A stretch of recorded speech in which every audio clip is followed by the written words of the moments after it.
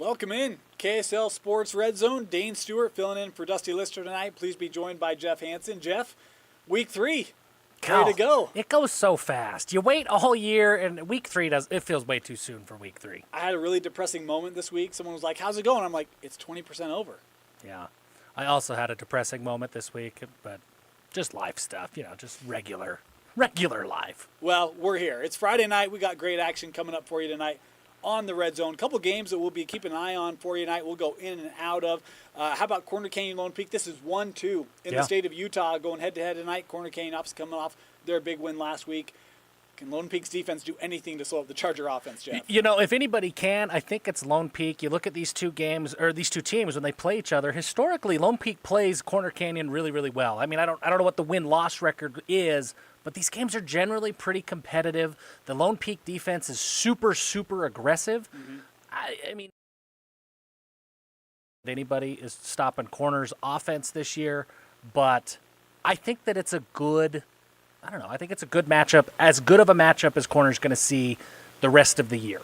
If you had to say Lone Peak has to keep Corner under this number, what is that number tonight? Yeah, that's a great question because the Lone Peak offense did a little bit better last week than we expected them to. But even still, it's got to be 35, 28 I was points. thinking lower 30. I don't know if Lone Peak can get into the 30s. Yeah. It's got to be right there. How about a couple of other games? You see Quad Box for those of you with us on the stream on KSLSports.com. Skyridge and Cherry Creek. Cherry Creek starting with the football in that one. Out to West Jordan. This will be an interesting one. Out in West Jordan, though. Baby Blues for the Jags. Yeah, the Baby Blue. It feels like Alta's played all the Baby Blue teams. Of course, imagine this game if Jerome Miles, he started at West Jordan, right? West Jordan has had a lot of really, really good players start their careers at West Jordan. There's a lot of kids across the state that are not wearing the baby blue and black anymore. And then you have Orem and Farmington. And this one I think will be interesting. Farmington, tough week 1.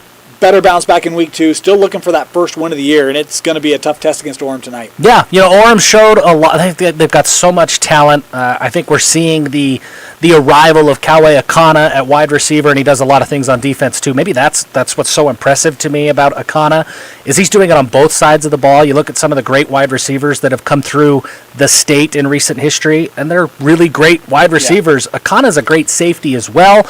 He's being recruited as a linebacker, and then he goes and he makes highlight plays as a wide receiver seemingly every week. Iyangi was a kid for me that really stood out for Orem last week. You're a recruiting guy. Yeah. Where do you feel like he stacks up, and what is his ceiling or his potential? I've been watching Faleti Iyangi for the last couple of years. He really came onto the scene, I think, as a sophomore in a playoff game against Bountiful a couple of years ago. He's really, really good. If I'm an FCS school, Utah Tech, Weber State, SUU, they should be all over him. I think he's a guy who could potentially go D1 and play at the FBS level. He's a little smaller than those coaches are looking for, but man, he's productive when you watch him play. A lot of other great games tonight. We'll be keeping eyes on Weber Roy. That's a fascinating one. West American Fork. West has not beat American Fork since. Jeff, you want to take a stab at that one? 2008. Ooh, no. Ooh.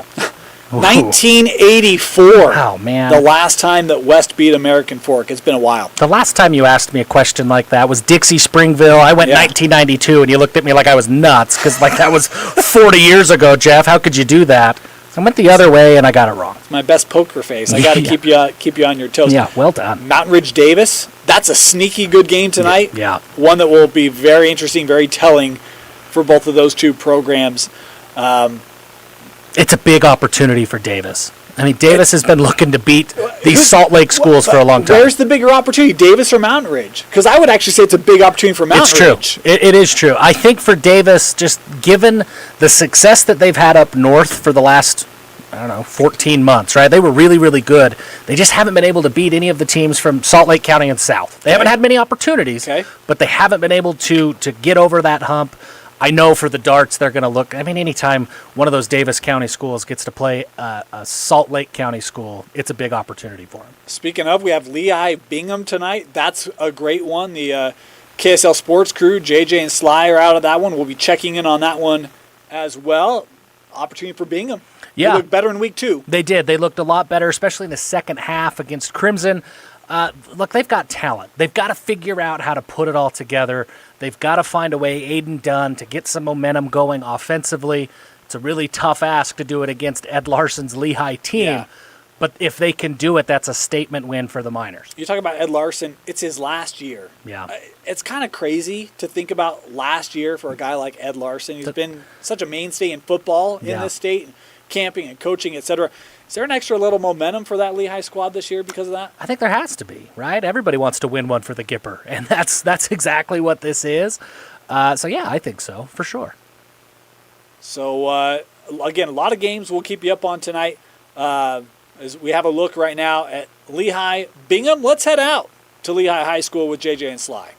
Guys by Bingham, but it was a short side blitz. They got right in there, made Devon Eka bubble. Watch him bubble here right off the jump, and then the team rallies. That's why you don't run outside run plays to the Belgie. Are you going empty set again here? Mason Driffle with the tackle there, by the way. You got Devon Eka in the backfield. Got a problem with Charger Doty's got an equipment issue. He's got to get off the field. No knee pad. Yeah. It's a heads-up play by the official there. Thought he could get away with that, huh? Doing his job. Well, they got trips to the boundary here. Again, I don't... Oh, what do they got going on here? This kid's got a problem, too. Got equipment issues for Bingham. Get somebody else in there. You got a number 3 safety?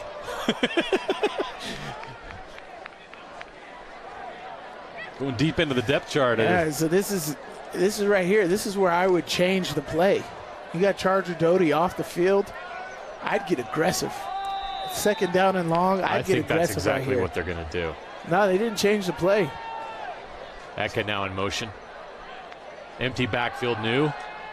Now he's in trouble in the pocket. Oh, he's in big trouble. Fumble! The ball's loose! Lehigh recovers it. That was a near disaster. And how about that Bingham defense on this drive? On the field we had a holding as well. Boy, yeah, everything fell apart there for Lehigh, but what an effort by the Bingham defense. Bingham's doing an amazing job of bringing pressure. Oh, yeah, that's a hold.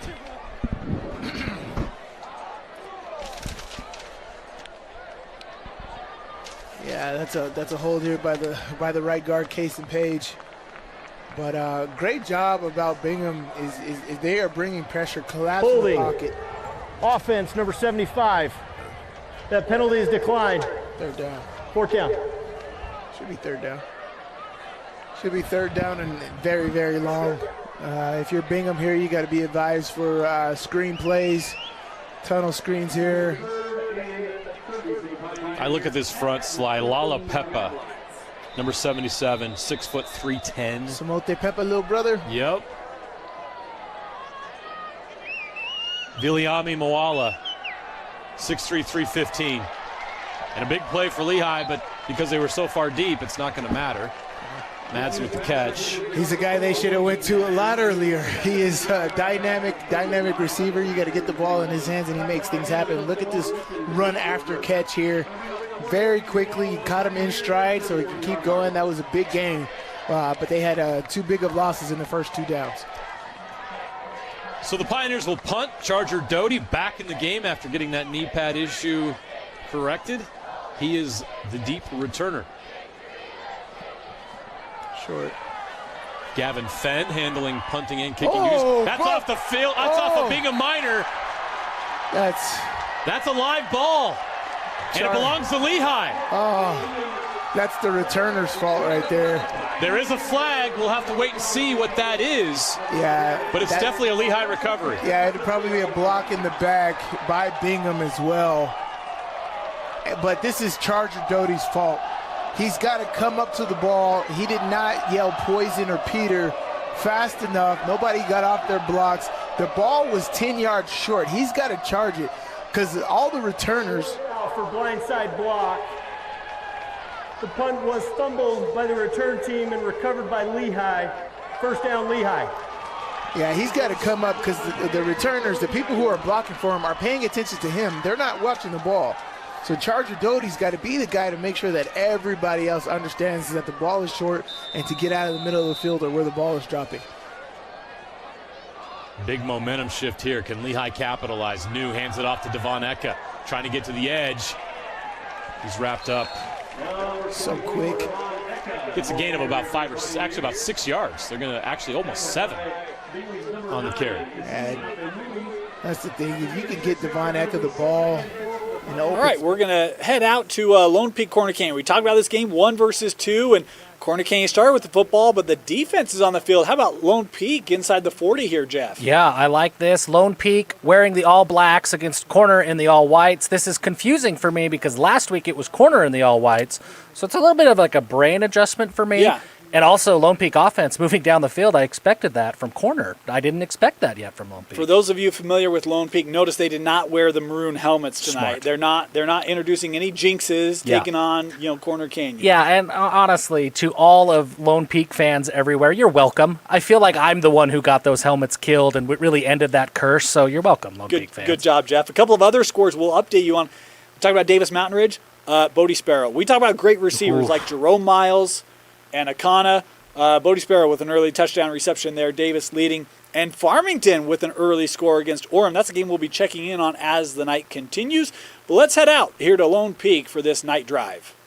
Ike Staley, the former quarterback, he is an athlete.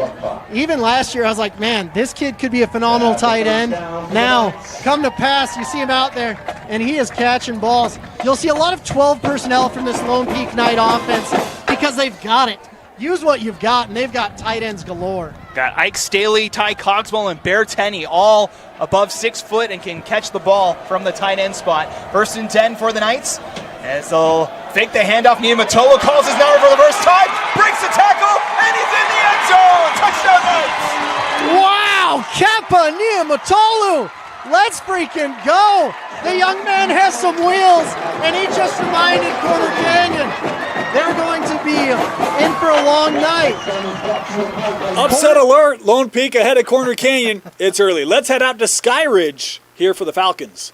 First red zone trip of the night for the Falcons, and it's a handoff to Salu on 1st down, and this time he is brought down after a short gain. Kane Brackney, among others, made the stop.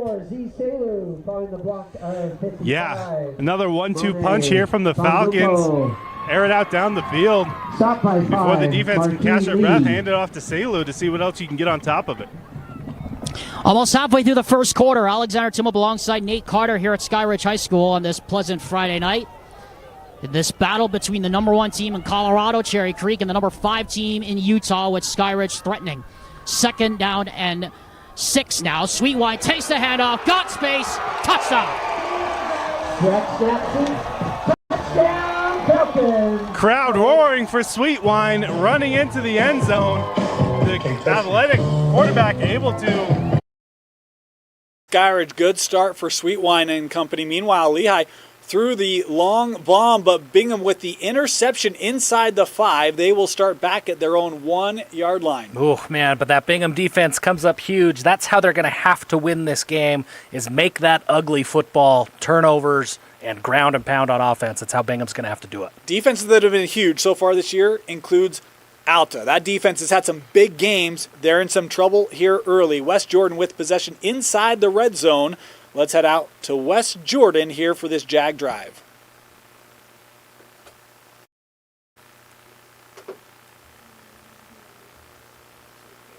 No audio. We'll give you highlights here or keep you up to date with what's going. And then, almost looked like a double pass. Almost like it was going for the flea flicker action there. But the Hawks found him in the backfield. He thought about it, but with a few Hawks in his face, didn't have the confidence to sling that thing. Loss of 3 on the play. Bring up 3rd and 12. Hope for the Jaguars' sake they don't have to settle for a field goal. They were gifted such good field position. Let's see if they can capitalize. Oh, absolutely. You don't want to give this up. You can't get this chance right here to pounce early. Especially considering the way that the defense is playing right now. If they're able to get up, they could run away with this right here early on. Absolutely. Anything is better than nothing here. They got to score. Mm-hmm. See if it's the end zone or a field goal. They have a good kicker.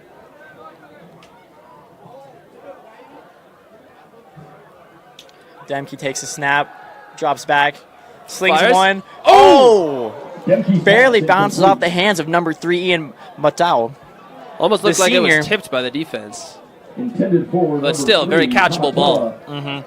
Catchable for sure. That'll bring up fourth They're down. going to bring out their kicker, number Down. 26. Kicking team is coming out. Looks like they're bringing out kicker number 26, Aaron Hunt.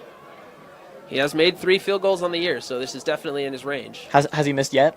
He missed a PAT, but no field goals. Okay. Right here, ball's in the 15. But I can tell. Shouldn't be outside of his range. Kick is up, and it is good. Little low. Didn't know quite if it had the leg. There you but go, Moose Bingham. That one's for our old friend.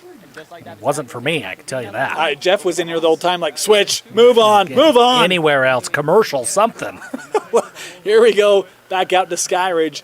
Skyridge leading 7-0. First quarter, about 5:40 left, and Cherry Creek, the other CC we're looking at tonight, will start this off at their own 20. Affectionately nicknamed Junior. Double wide receivers now to the right. Tight end goes in motion to the right. Fox flanking Vodka in the shotgun.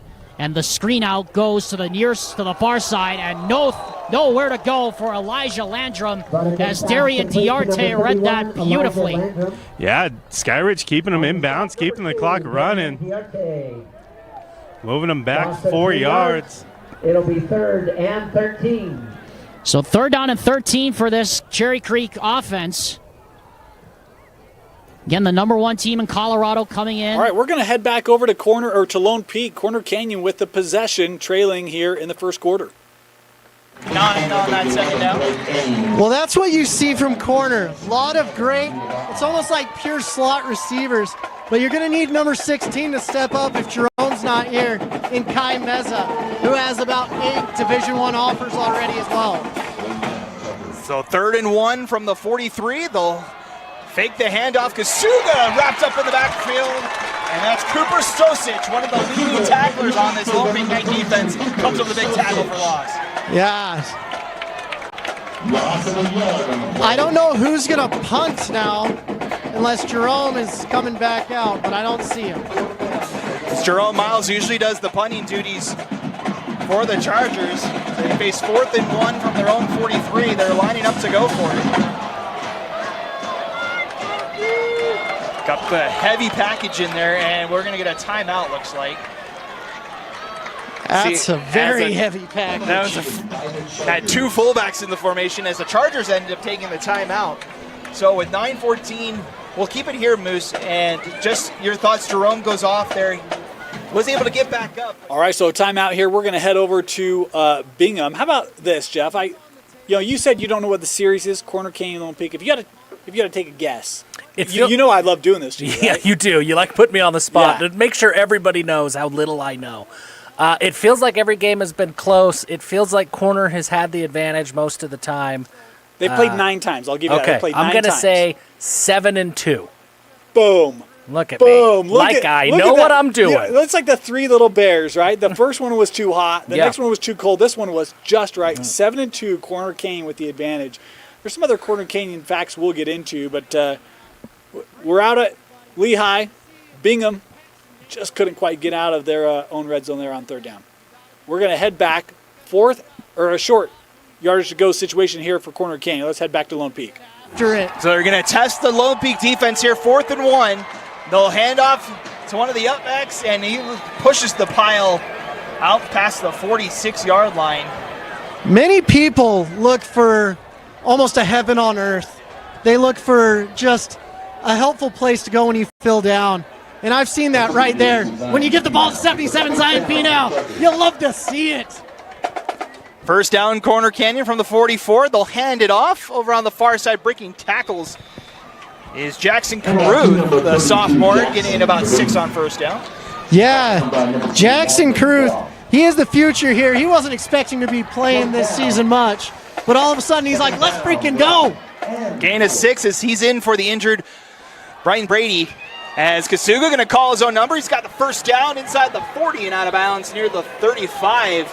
Gain of about 15 on that one as the Tipview transfer showing off his footwork.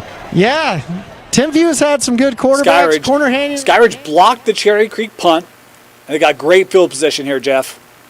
Yeah, Cherry Creek, top team in Colorado. This is no scrub team that Sky Ridge is playing, with a chance to go ahead 2 scores in the early going. Back, double wide receivers to the right. Coughlin, the single wide receiver, lines up to the left. 2nd and a yard from the 9. Motion man goes to the left. It's a handoff to Selu. He's got the first down. And he'll be stopped after a pickup of about maybe 3, but it'll move the chains. Have another spot Trouvé, first down for the Falcons from the 7th-yard line. All right, Corner Canyon just had a nice gain there inside the 30. We're going to go back and forth, toggle between Cherry Creek Skyridge and Corner Canyon Lone Peak. For that. And Lone Peak wants to take a little break, have a little drive, scored on a touchdown run by Sweetwine. And the block punt by Tavian Edwards now has them inside the 10. 1st and goal now from the 7. Motion man tried to come to the right, and everybody took off except for the center. Miscommunication there. Going to bump back the Falcons 5 yards. They're looking a first and goal move there. Well, Steven Sutherland called out 77, Nate Carter, but anybody could have been calling out one. Everybody moved. Anyway, 1st and goal now from the 11-yard line. Sweetwine from the shotgun, and 5 yards right back. A little tug of war back and forth with encroachment and a false start penalty, moving Falcons back to where they started from.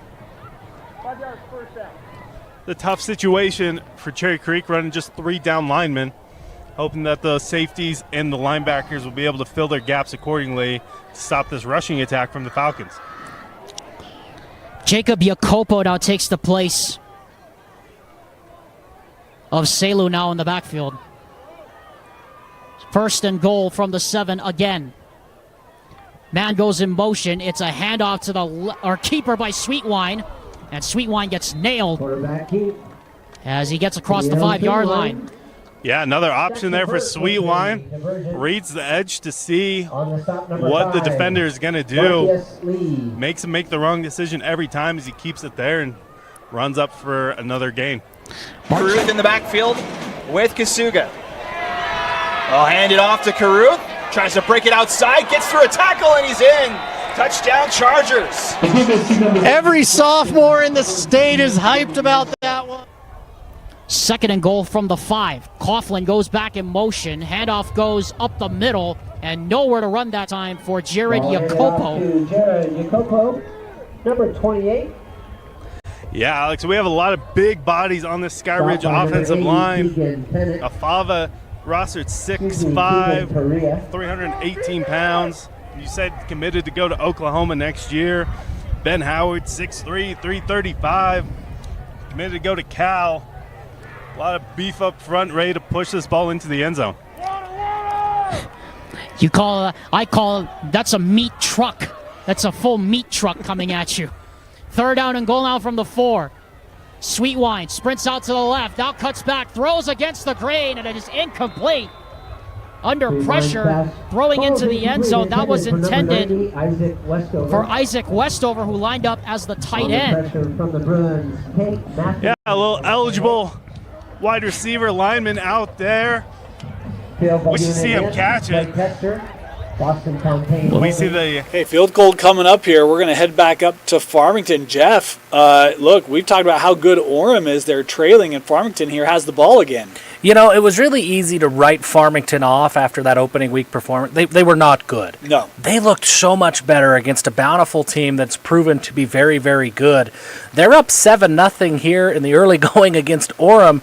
They've got the ball back. They could go up 2 scores. The Phoenix, man, they look really good. You could have argued they could, well, not argued. They could have beat Bountiful. Yeah. And Bountiful's 3-0 right now. Yeah. So, I mean, that would have been great for them. Obviously, you know, they're 0-2. It is what it is. But it's a great start for them because I looked at this game and I'm like, oh, that's all Orem. Yeah. I didn't know if Farmington would be able to hold with them, but they're playing strong here early. They look good. They're going to have to find some rhythm offensively.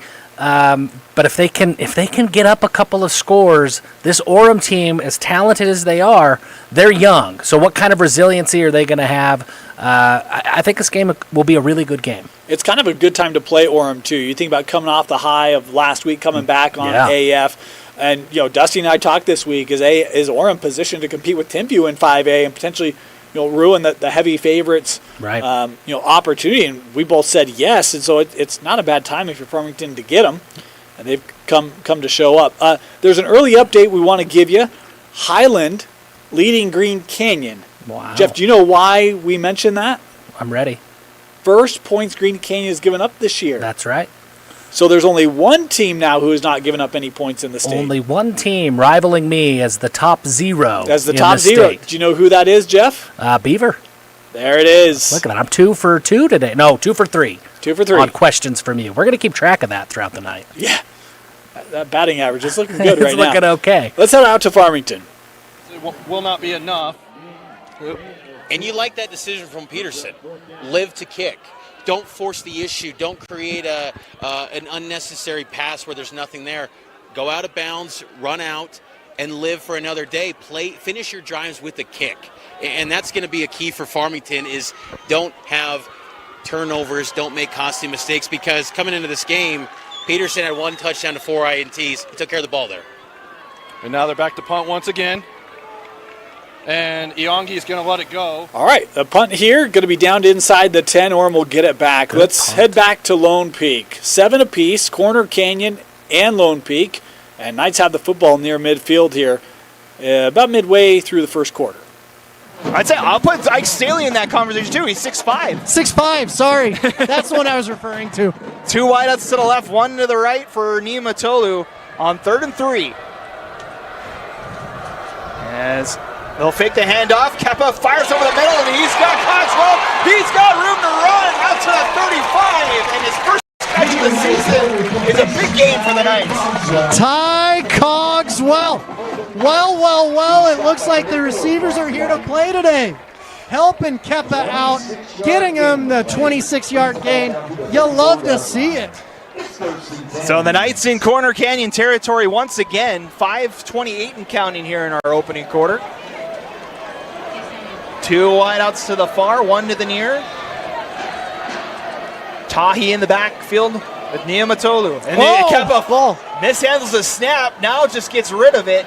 Over there was Luke Christensen, but the flag still flies. So this might still be intentional grounding. I don't know if it's intentional grounding. I think it might be a lineman downfield is what I saw. But it could be intentional grounding. I've been wrong each and every single day of my life. There is a flag on the play, and it is ineligible receiver downfield. Good call, Moose. The call is ineligible receiver. So it'll back up the Knights 5 yards. It'll be 1st and long. When I played center in Little League, I always tried to go out for passes, and they said, you can't do that. This isn't soccer. Get to where you belong. And that same conversation may be had with the Lone Peak offensive lineman.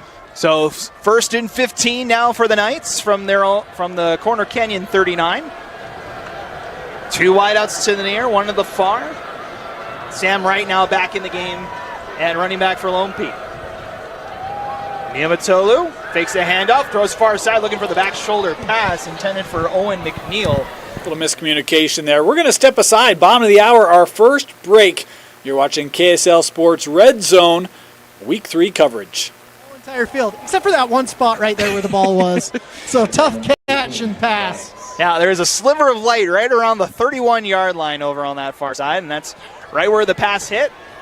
So 2nd and 15, 5:07 to play here in our first quarter. They're going to spread it out this time. 4 wideouts in the formation.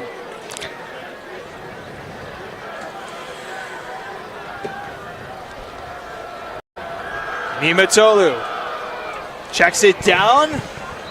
Swallowed up by the Chargers. Gets about 1 on that play. Goodness gracious. Number 93, Tegan Johnson. He's 6'6", 220 pounds of just mean machine. The center was about 5 yards in the backfield, and he was welcome into his open arms. Keppa said, oh no, got the mean machine right here, 93. Injury report on the Lone Peak side. Cogswell was injured on that last catch. He's being looked at on the near sideline right in front of us here. Good. Keep an eye on his status as well as another big receiver down in this game. Jerome Miles left on the last drive for Corner Canyon. So Lone Peak sends 5 wideouts here on 3rd and long. Niamatolu throws near side, double coverage, it's caught. Wow. Deshaun Mayberry, it's going to be short of the line again, but a big play for the Knights. And we just saw Jerome Miles, shirts off, ice on, crutches up. He's done for the night. So it's down to the 26. It's a gain of 12, brings up 4th and 2. And as Moots mentioned, the night is over for the top prospect in the state of Utah. Jerome Miles is done as Niamatolu calls his own number on 4th down. He's got it for another Lone Peak first down. One of the crazy things, what I love to see, if you look in the end zone, we've got Connor Pace sitting there, the starting center for BYU.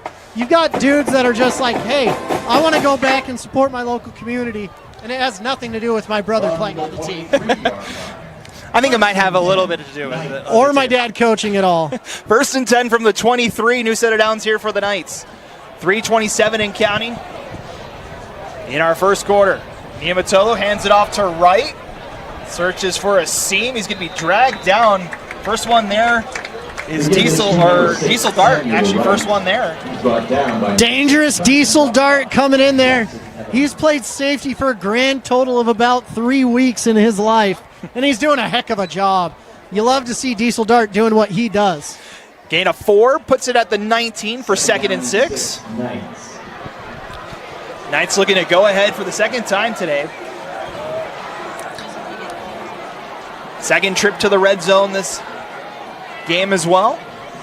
3 wideouts in the formation as they'll fake the handoff to Ty. Niamatolu up the middle again, 1st and goal.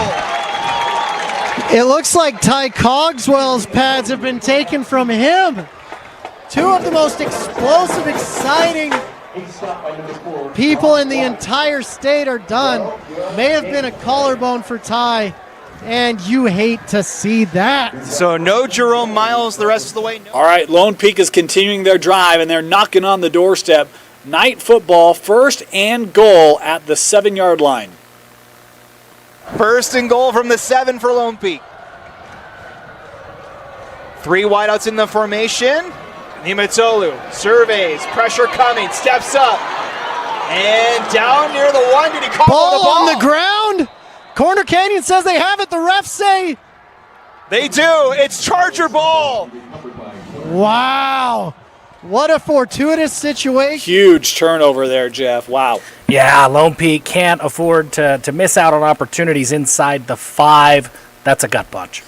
Well, you want to talk about gut punch. We're going to talk through. There's a couple things that happened while we were gone. First of all, Alta scored. They're up 14-3 on West Jordan. The Bingham defense, Jeff. Yeah. 2 interceptions on Jet Niu inside the 5. Fortuitous interceptions inside the 5. Yeah, they've looked really, really good. That's what they got to do, man. We talked about it. They got to make that game ugly. I mean, that Lehigh offense has playmakers everywhere. And Ed Larson is a football genius. Bingham's got to make that ugly. And so far, 2 first-half turnovers. That's exactly what they want. On the road at Lehigh, been an impressive performance. The least was Charger Doty. Yeah, special player. Love Charger. Special player. He needs to be talked about a whole lot more in the state. So we'll go out to Skyridge here as they've got it at the 10, leading Cherry Creek 10-0 early in the second. Handoff goes to keeper by Sweetwine. Sweetwine down close to the goal line. He is tripped up inside the 5 at about the 2-yard line. And now we have a late flag that comes in after the play, as it looks like Trevin Polk got tangled up with one of the Skyridge offensive players down there. Yeah, not great there. Sweetwine again able to read the keep as he just singles out a defender to read each play, sees which way he's going, and gets the ball to go the other way.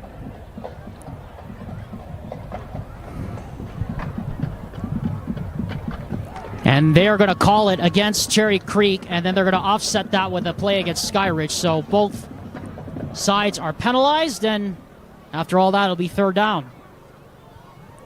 3rd and 1 here from a yard out for the Falcons. Sweetwine and Salute in the backfield. How much you want to bet they probably throw this to the tackle eligible here? My money's on that. 3rd and goal from the 1. Sweetwine, hand off to Selu, right side. He is close, but did not get in. Held out of the end zone by Shepherdson. And now, Nate Carter, I turn to you. And what do you do here on 4th and goal from the 1? 4th and goal from the 1. You've got as we talked about, the bodies up front to push this one in. It was close. Salula was sniffing the end zone, not able to reach that ball out. Say you're able to pound it in again here. Just run behind the strongest lineman and get another 6 points on the board. Trying to get the play in from the sideline. A lot of confusion out there. Selu in the backfield. 4th and goal at the 1. Cherry Creek trying to stiffen up. Here is a pitch back to Coughlin, and in fact, it's intercepted! Intercepted on the play, and then fumbled out of bounds into the bench. Yeah, and coming up with the pitch pass interception was Braylon Hodge. Yeah, Falcons trying to get sneaky with it. On the sweep, a little pop pass from Sweetwine goes right into the safety, who's taking it down the field, giving life to the big play there for that Cherry Creek D. It looked like Skyward was ready to run away with it. Yeah, that's been the issue for Keneal Sweetwine so far this year. Look, I mean, he's young, junior, making his first year as a starter. Yeah. Got a ton of talent, but you got to protect the football, especially down there in the red zone. Lehigh with it again. They are marching again. They'll have a 2nd down. We talked about it, Jeff. They've turned it over twice in the red zone. As we'll head out here in just a moment. They got a penalty flag that is being sorted through there. Good to see Bingham, though. Again, week 1 looked like kind of a tough start for them, kind of bouncing back here. Meanwhile, Farmington with a big play. They're inside the 10, so we're going to flip between both this Lehigh game and Farmington-Orem. The Phoenix, my goodness. My goodness. I can't remember if we recapped it. There was a penalty in the end zone, so Farmington picked up a safety, so it's 9-0, and Farmington's going to have a chance to go ahead big. Really impressed with the Phoenix so far against this tough Orem team. Yeah, they're down inside the 20, and I didn't see this play, but the ball was loose and scooped up. So I don't know if it was a punt or I don't know if they went for something long, but next thing you know, here's Farmington with a chance to go up 3 possessions. Man, I mean, that would be so big for Dan Coates and this team if they can figure it out. Dan Coates, by the way, you can't see this on the radio. I don't know what shoes he's got, but with the black and teal that Farmington is rocking, I see something with Dan Coates that there's like purple and yellow and teal on his feet. That's the swaggiest coach maybe in the entire state. That's 90s right there. Ooh, that's the old glory days. That's like Dane Middle School era. But different. But different. I can't pull that off. We got a timeout here at Farmington, so let's head over to Lehigh. We'll catch up on this one with that potent Bingham D here defending. Opening drive of the game. Well, you like to see Travis Hoops, too. 2nd down and 17. New. Over the middle. Ooh, another drop pass. Intended for number 19, Cameron Wren. 3rd and 17 now for Lehigh. Let's give this Bingham defense credit. They have not given up much against this high-powered Lehigh offense tonight. They're holding their ground. Already forced an interception.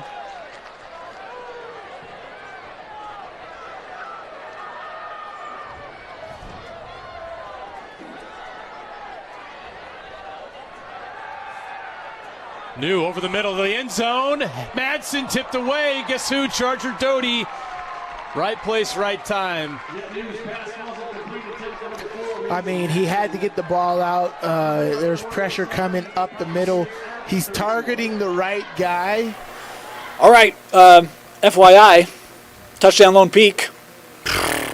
The Knights, man, they play corner tough. They haven't been able to get over the hump very much, but they play corner tough. Yeah, okay. We're going to go out to Farmington, but while we're kind of waiting for the next play, you want to know Corner Cane, it's a relatively young program. Right? Yeah. Been around 10, 15 years. You want to know the program that they have the most losses to? I'm going to guess Lone Peak. It is not Lone Peak. Well, you set me up for that one. I did. You want to take a guess? This is called dialogue. It's fun. Honestly, it is fun. This is great. Planned fun. I would have said Lone Peak. I really think that was it. Maybe Skyridge. Skyridge and Orem. They've lost to Skyridge and Orem each 3 times. Okay. 3 times, that's it. Yeah, they don't lose much. They don't lose much. Out to Farmington we go. The 11. So that'll be a gain of 6. So that'll be about 3rd and 2. 3rd down and 4. Nice decision again. You don't want to take unnecessary hits because, you know, he's listed at 190, but it looks a little, light. He's still working his way, building himself up, but don't take an unnecessary hit. Get out of bounds and play to the next down. Something that I've been really impressed with, especially with the young quarterback, he's just being smart with the football right now. He is. So the Petersons are in the backfield. Will Peterson, he'll throw an out route to Hoops, and it goes incomplete. Just overthrows him just by a smidge, and it'll be 4th and 3 coming up. That's where the accuracy with Peterson's got to improve, and with more snaps and more opportunities at the varsity level, you're going to see that, but that's a ball you got to hit. And again, I kind of felt like Farmington should have took a shot in the end zone. Mickelson was right there in coverage. That wasn't going to have any gain if it was caught, but that ball was just a little bit inaccurate right there on that throw, so he's got to tighten that up. Peterson does. Jackson Bainan now back to kick a field goal. And it is up. And it is good. So tack on 3 more points with 10:01 to go. Farmington now has a 12-0 lead. Mitch, I would say... Good stand for that Orem D. Jeff, how big is that early in this game? They needed it. That was big, but not as big as what I'm about to tell you, Dane. We have... It's not... Well, at any time, this is breaking news. I get that the game isn't over, but Clearfield has a 13-0 lead. I mean, just call it. This is as much of a win as I've been able to celebrate for my beloved Falcons in a long time. 13-0 in the second quarter over Jordan. I feel good. That's mercy rule, right? I mean, it should be. It absolutely should be. What's your take on these Skyridge jerseys? It's bold. For those of you who are just listening on the radio, it's a commitment to orange. There's a lot of orange. There was a lobster that was found in a food market in New York today. It was a 1 in 30 million lobster. It's the orangest lobster that anybody's ever seen. They ended up taking it out of the food market. The Animal Society, whatever it is, the Lobster Society, I don't know what their name is. They came in and they have preserved this, and now it is like this special lobster. All they needed to do was come to Skyridge if they wanted to see some orange. These are very orange. They're very orange. The lobster associate, what would you call it? Just a lot of orange. Yeah, I don't know what they were. American Lobster the lobster. I mean, I could get the real name, but it was something like that. I don't know if it was ALA. Watch out for the ALA. Might have been folks. a federation. I don't know what they were, but something with lobsters. You talk about orange lobster. I caught an albino salmon this summer. Ooh, true story. Went fishing in Alaska.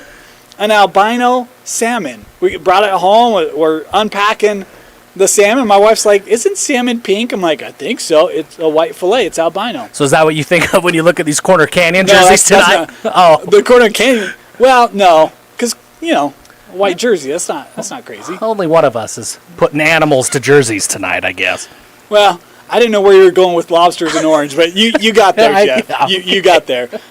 West Jordan with it there, just outside the 20, trailing here 21-3. Second quarter, Jags trying to get a response.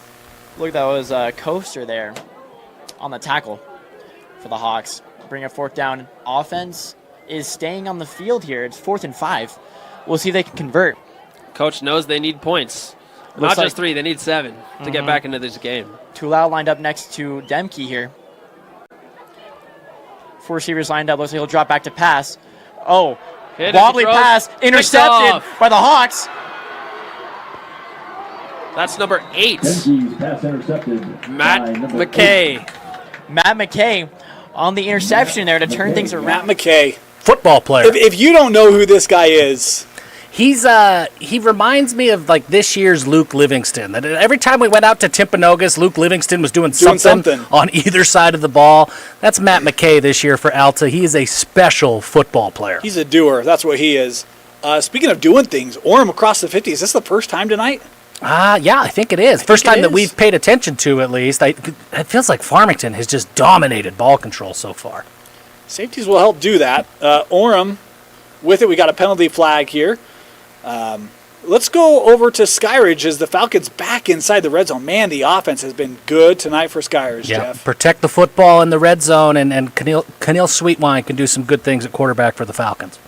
Touchdowns. They scored a field goal on their second red zone possession, and then they turned it over on that interception just a little bit ago. Sweetwine, speed option to the left side. Here is Jacopo. And Jacopo able to bull his way down inside the 15 to about the 13-yard line. Yeah, I want to shout out Jacopo, able to pick up some blitzes earlier as we see the Bruins also disguising their blitzes as they're coming from every angle, getting rewarded there, getting the speed pitch on the outside, able to push it up for 8 yards. Sweetwine hands off to Selu up the middle. And Selu's got a first down inside the 10 to the 5-yard line on that little inside zone play. Yeah, zones the outside edge, makes him make the wrong decision, gives it to Selu, and he's up for another spot review first down. Right back to him. This time it's Sweetwine keeping it. He gets close. He's down to the 1. And he'll be down there marked officially at the half-yard line. Second and goal from about the half-yard line. This has got to start feeling like deja vu for Coach Hem. What does he need to do to get these guys in the end zone again? Maybe hand it off to Selu would be a good idea. Good there call you go. there, Alex. Touchdown. I don't want to say I called it, but I did. That's Selu's 4th touchdown. The reverse announcer jinx. Yes. Get it in there for the Falcons. And an impressive drive there by Skyridge, finally taking advantage of Cherry Creek and that turnover on downs, and that makes it a 16-0 game with the extra point still to come. Yeah, I love the complimentary football here from Skyridge. Blake Hesser pops it up there through the uprights. Skyridge 17-0. Wow. Cherry Creek's good. That's a solid program in the state of Colorado. Not really a football powerhouse state, but that's a good program. Impressive showing. They may be good. Skyridge looks to be better. Yeah.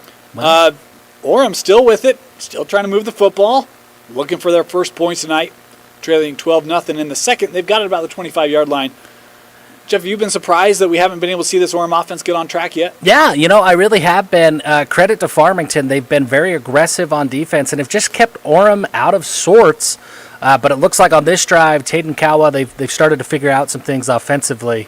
Let's see if they can get going. That one was tipped and falls incomplete. Farmington, we talked about this. They got a great look tonight. Yeah. The black uniforms with the silver pants. I mean, Dusty Litster, not here, but, man, he would love that look, the old silver and black. Yeah, he would. They really should lean into that look. Make teal the accent color, not the primary color, and Farmington looks fantastic. We haven't been keeping track of the uniform bowls tonight, but I think our early leader is probably Alta West Jordan. Good looks for those two schools tonight. Yeah, I think so. I think it's definitely not Skyridge. All due respect to our friends in Lehigh, I don't think it's Skyridge. Yeah, We'll come up with the leader, but I know who's not leading. And that's who's not leading. That's at Rakota something. Hey, we got a new game for you. It's not much of a game in the first half. Park City down at Dixie. Dixie has the football across the 50, 28-0. Park City out in front. But we're staying here at Farmington. I'm just letting you know it's a game we'll get to as the night proceeds. Yeah. It's another game that has a really strong uniform matchup while we're talking about it. Truth be told, Dane has like 6 cameras going on in front of him, and he lost track of what's on his screen. So that's what really happened. Still at Farmington. Let's head out to Farmington. Oh, we got a field goal coming up.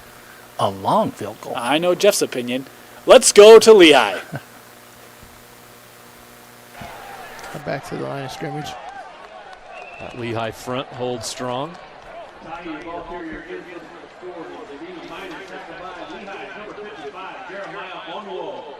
No gain on the play. We're going to second and 15 for second and 10 from the 15. Jeremiah Onwo on the defensive line got the stop.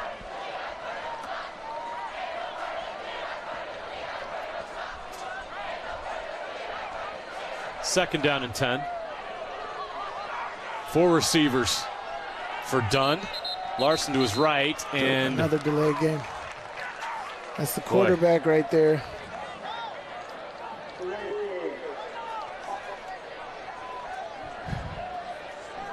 Still second down. I mean, the quarterback position is hard. So yes, there's a lot going on out there. Don't let commentators or analysts like me make it sound like it's easy.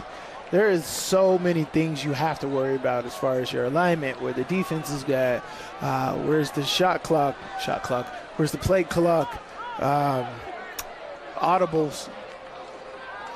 Dunn with a pass to Tahi, makes a move. Good job, way to turn up. And we got another flag on the field. It was a late flag. I have no idea what that could be. The Bingham sideline is not happy.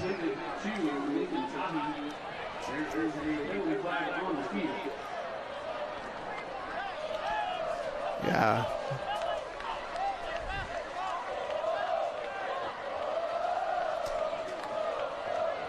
This feels like every time Bingham gets a little bit of momentum, Personal foul, blindside block, offense, number 72, 15-yard penalty, still second down. Nick Halleck. All right, we're going to head back to Lone Peak. Knights with the football at the 35-yard line, leading 14-7. I'm kind of shocked, Jeff. I am too. I mean, is this just Corner Canyon came from behind last week, and now they're like, hey, this is the game plan we want to follow? Because I did not see this coming. I didn't either. It's still early. Still second quarter. Wow. That Nimatolo running game, the quarterback run game, Corner has not had an answer yet. Not at all. I mean, if you remember, there was a fumble in the red zone. I mean, this could be a 3-score game. This could be 21-7 now. Yeah, I mean, it has been shocking how well Lone Peak has moved the ball. Maybe it shouldn't be, man. I mean, they look great against Timpview, a game that we said, yeah, this is Timpview's to lose. Remember week 1 against Bingham? Yeah. It was like, yeah, this doesn't. But we said, we're like, this offense generally gets better as the season goes on, right? Yeah. This is not the week 1 offense. It looks a lot different. No.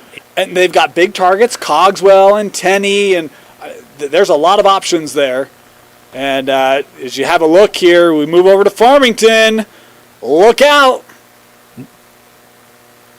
Big touchdown. I think it was a touchdown run for Farmington. Farmington is going to go up with a chance to go up 19-0 here over Orem. The Phoenix, man, they look fantastic in the first half. Rising from the ashes, man. They do. This does not look like an 0-2 team. No, at all. Not at all. Really impressive showing so far for them. Got to give a quick shout out. It looks like it's the last report that we have is the start of the second quarter. I'm sure it's a little bit beyond that now. But Fremont, they are up 13-6 over Bonneville. Coach Nate Tuatagaloa moving over from Ben Lomond. They had a great year last year at Ben Lomond. Tuatagaloa can coach. Brought his quarterback, his son, Manasseh, with him. Salesi Moa now playing at Fremont.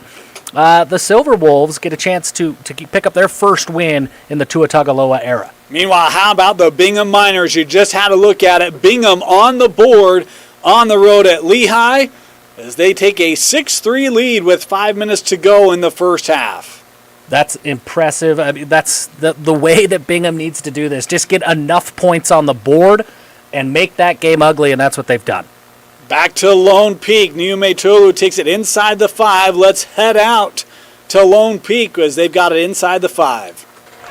When you look at Keppa's phone, it's a little bit odd. All the phone calls are just to himself.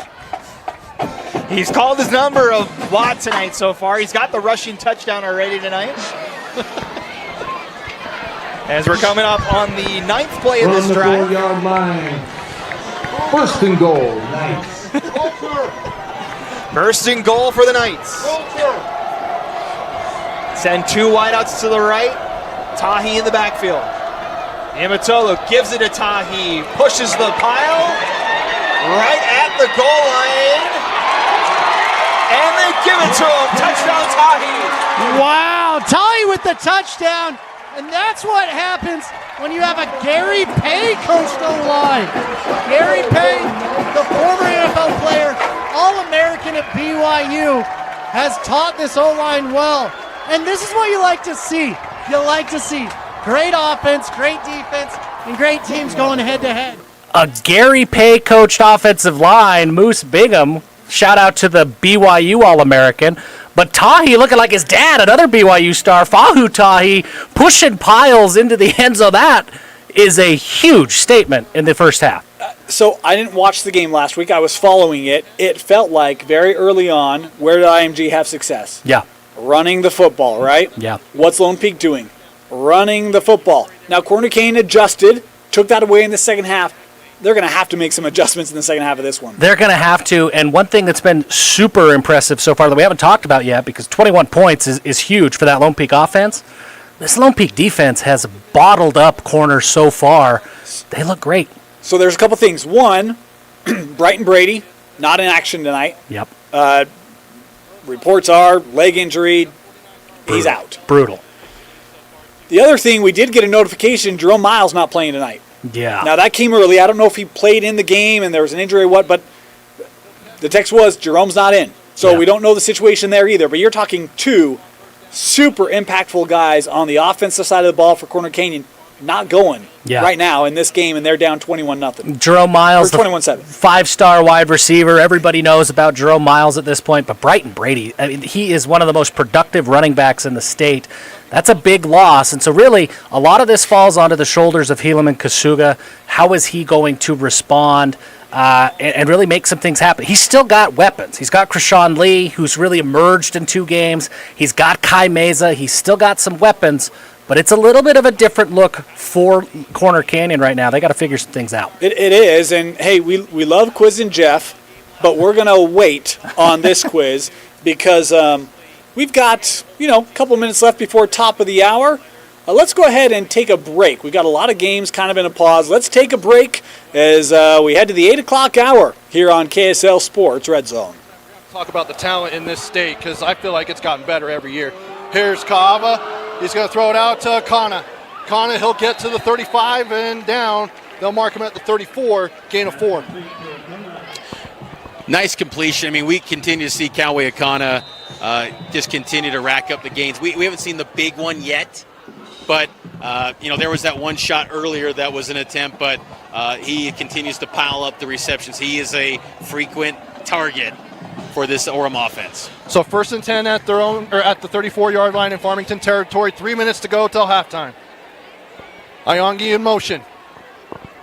Kava, he'll step back. He'll throw it over to Akana on a screen play. He's now going to go down to the 25, and he's upended. And they're going to mark him down at about the 23-yard line, which will be a gain of 11. That play call is like a bread and butter. I had flashbacks of the days of Puka Nakua. Like, that was just bread and butter. There was a lot of those plays. That's Puka even in the NFL with the Rams. And during his time at BYU, just a quick hitter that can get you a chain mover and get upfield. Puka Nakua was one of the best in state history, that's for sure. Here's Kava. He'll hand off to Yongi. They haven't ran the ball much until now. And he's probably not going to gain anything on that play, which, for what you're being able to do, at least you were able to get back to the line of scrimmage. Nice play by Kava Fiafia, who's been doing a lot on the offense, the special teams, and now on the defense with that big tackle. So 2:27 to go, the clock's ticking, 2:10 and 10, ball at the 23-yard line. Here's Kava. He's got Iongi with him. Now he's going to throw it out to Akana. Cowway Akana, he's going to get down to the 10, and he'll go out of bounds at about the 9. And did I see a flag out on the field? I thought I did, but out of the corner of my eye, but I didn't. So the clock's still running. Or now he's out of bounds. So first down, 2:11 to go. And ball's at the 8-yard line, so 1st and goal. Akana is the type of player, too. You could play him at receiver, kicker, nickel, linebacker. That kid can do it all. He can probably throw the ball, too. He's a big-time talent. Here's Kava. He's going to pitch it on the option to Yongi. He's going to go to the outside, and they're going to throw a flag. That's a touchdown for Orem, but I think it's going to come back. Because right as he went onto the outside, that was when the flag went.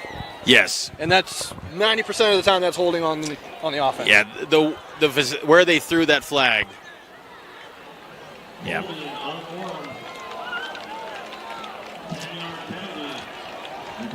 And that is a big penalty. It is, and it negates a touchdown and takes away some of the momentum that you've built on this drive, because this has been a nice drive. The pace, the up-tempo play calling, you've really liked what you've seen from Orem in this kind of complex offense that they have. They're executing at a high level, but you can't have those mistakes.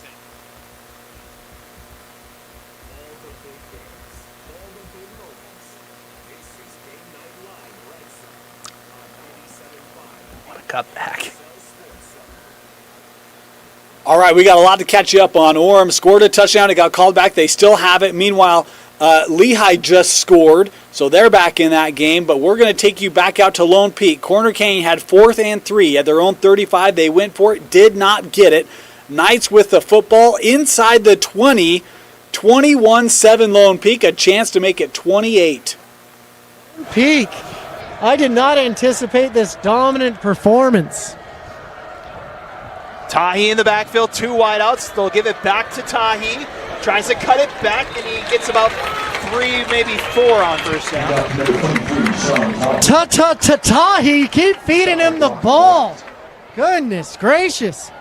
That kid can eat. Got 3 on that one. He's gotten a lot of work the last 2 drives.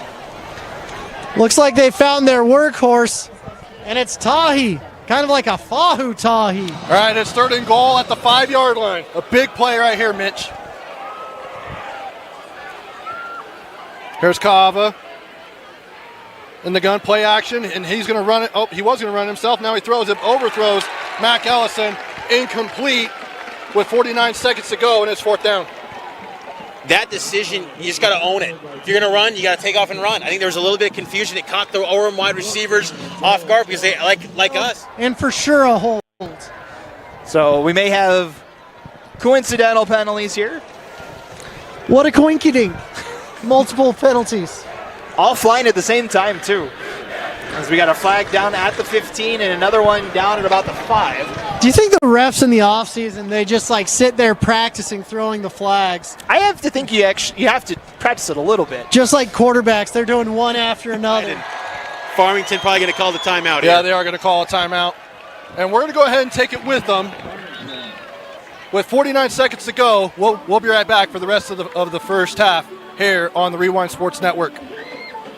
We'll play second down once more. Man, I'm so glad you understand sign language, because I just guessed from up here. I'm like, I don't know. Ref was waving his arms around. I know Dane's our resident official, but I try to. Dane, we might need you down here for some interpretation of the rules. Dane, Dusty, and Jeff holding down the red zone office tonight as good pressure from the Chargers that time. All right, we got a new game alert. Last play of the first half, Manti-Grantsville. And we have a 4th down and a timeout taken. So we'll... it's a good time to catch our breath. I mean, it feels like everything is happening all at the same time, all at once. It's been crazy. Orem here to try for the field goal. Remember, they scored a touchdown on this drive. Had it taken back due to penalty, having to settle here for 3. And I think my eyes are right. I don't look at too many field goals, but is this Kauai Akana also the kicker? It probably is. He does everything. But why not? Why not kick field goals as well? And his is up and good. So Orem, not Farmington. Orem is on the board in Farmington. The Akana field goal brings it 19-3. Still, impressive showing by the Phoenix, but Orem started to find a little bit of momentum on that last drive. And, that one in the second quarter, you wonder if that can carry them at least into halftime with some feeling, because, again, you get a touchdown, penalty calls. It just feels like it hasn't been there hasn't been a lot to really get Orem going tonight. Yeah. See if that can Take can what help. you can get, right? We're back out at Manti. You can see 1 second left in the first half. 14-6, Grantsville with the lead. And Grantsville here with a chance to try to push that lead up. What do you think? Going for it. What do you think of the call? I love it. Grantsville throws the ball here. Oh, a bad snap. Van Vliet rolling to the right. Does try to throw it. It's going to be out of bounds. Manti stops him on 4th down. Huge play by the Templars. That little bobbled snap that from Van Vliet kind of screwed up there. Oh, big stop there for Manti. keep that one possession. Yeah, huge stop. 1 second left. I love the call, love the aggressiveness. Big stop. We're taking it back to Lone Peak. Big stop there for Corner Canyon. It was 3rd and 10. Lone Peak trying to run that football, and the Corner Canyon D getting a nice stop. I could not be more impressed with what we're seeing from Lone Peak. And I think what you're seeing is a game that a guy like Brian Brown's going to love. You are seeing Lone Peak win along the trenches. That's where Corner has struggled tonight. Big moment right there. Linebacker steps up, fits in a gap, and gets a big stop. This is a huge possession for this Corner defense. For those of you listening on the radio, the thing that's been most shocking to me about this game isn't even the score. No. I mean, that's shocking. But when you're watching it, you have 10-foot wide running lanes that are being opened up by that Lone Peak offensive line. I mean, Corner is just being pushed around up front in this first half. It's been a dominating performance so far by that Lone Peak offensive line. And then on the flip side of the ball, the Lone Peak defensive line is pushing around the Corner offensive line the same way. It has been an absolute dominating performance by Lone Peak on both sides of the line of scrimmage. And I think Lone Peak's done a great job of having versatility while still being dedicated to the run game. You've seen the tailbacks go in. You've seen Neome totally take it.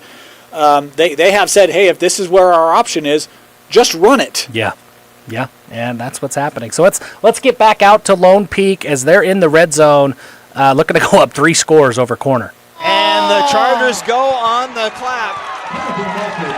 And that'll move the Knights up 5 yards on the offside for Corner Canyon. Fantastic clap there from Kempa, getting her done. That's what they were looking for. By getting that penalty, it opens up the playbook. You don't just have to pass it. You can pull some running plays in and have a lot of opportunity for that first down. If you don't get it, it's fine. But if you do get it, that could be another nail in the coffin against this Corner Canyon team. So make it 4th and 4 now. They need to get to the 9-yard line for a first down. They'll send Staley in motion. And again, the Chargers can't hold on to the line. It's another offside on Corner Canyon. And that'll give the Knights a new set of downs.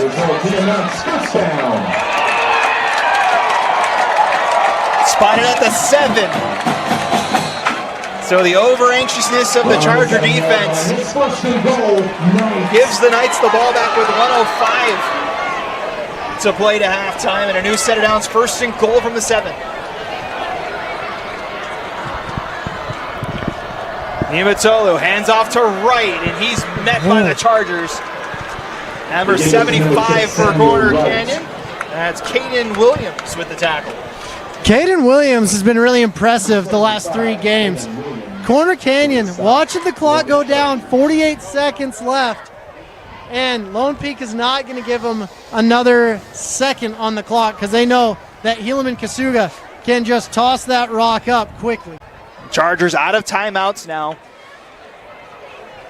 as the Knights going to try and bleed this clock as much as they can. 13 on the play clock and counting. Under 30 seconds left till halftime.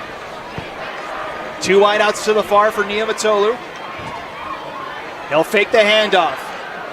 Sprints out near side, looking for the pylon! And he's just shy of it, out at the 1. Didn't quite get it.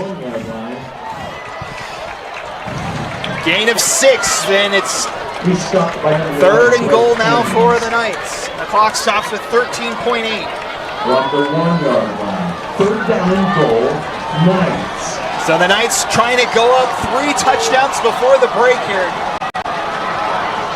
The Knights do have 2 timeouts, 13 seconds to play with here. It's 3rd and goal from the 1. And flags fly late. And I think it's his false start on. No. It's another offside on Corner Canyon. Corner not holding their water here on this play, this series. Uncharacteristic defensive penalties on Corner Canyon. From the 2 15-yarders, unsportsmanlike, the face mask. You're just seeing all sorts of things coming on. That's the 3rd offside call on this drive for Corner Canyon. This one doesn't do too much to it. It moves it to about the 3/4 of a yard on the line. They're keeping Lone Peak's dreams alive on this set of downs. So it's still 3rd down for Lone Peak. 13.5 to play. 2 timeouts still left for the Knights. I did a post earlier today saying who the state thinks will win this game, and 67%, 2 out of every 3 people of the millions and millions of people that voted said Corner Canyon. I think we're just waiting to see where this ball is going to be spotted. It's like on the 1-inch line, it seems. As they're going to call in the side judge on the far side.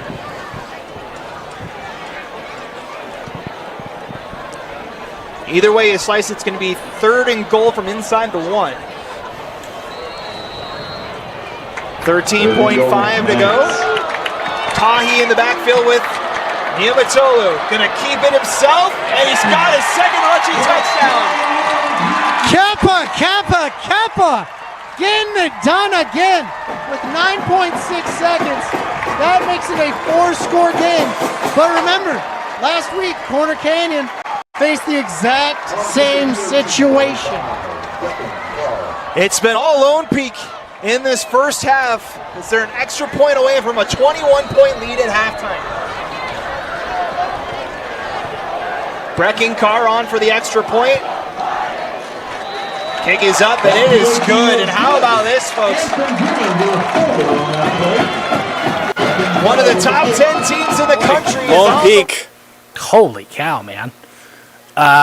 Listen, my whole family went camping this weekend, and I stayed here for tonight, for this.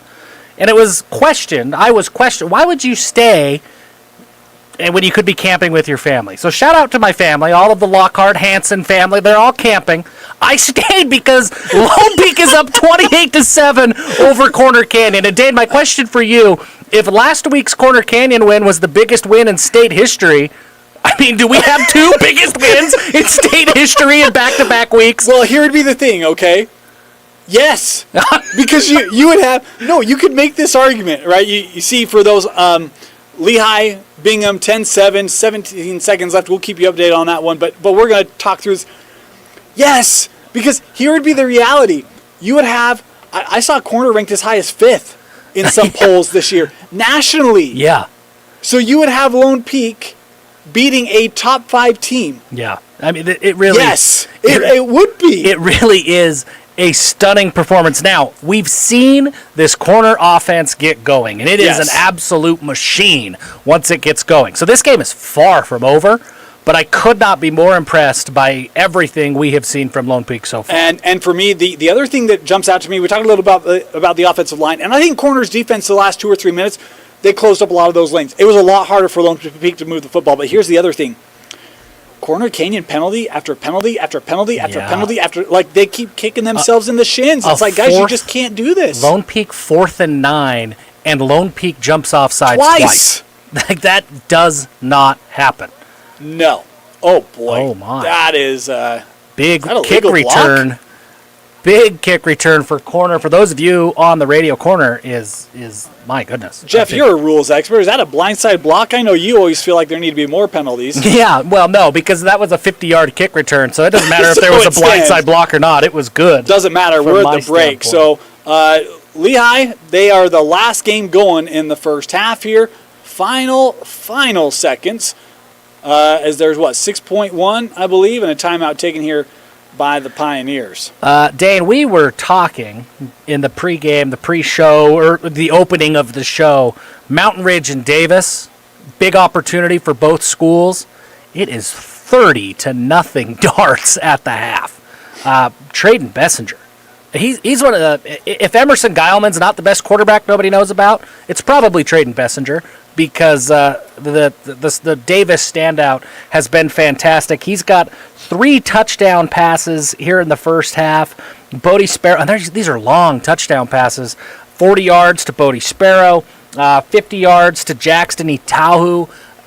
Drayden Bessinger, special player, and he has the darts up big. We saw him last year, and I was like, this kid's only a sophomore? Yeah. Remember, it was supposed to be Jackson Stevens. Yes. And then he transfers, and the sophomore Drayden Bessinger all of a sudden has the reins, and it's like, good luck, kid. And you watch him, you're like, this kid's ready to go. The Davis coaching staff, Jackson Stevens leaves, and the Davis coaching staff says, I think we're okay. 50-yard field goal for Lehigh at the end of the half.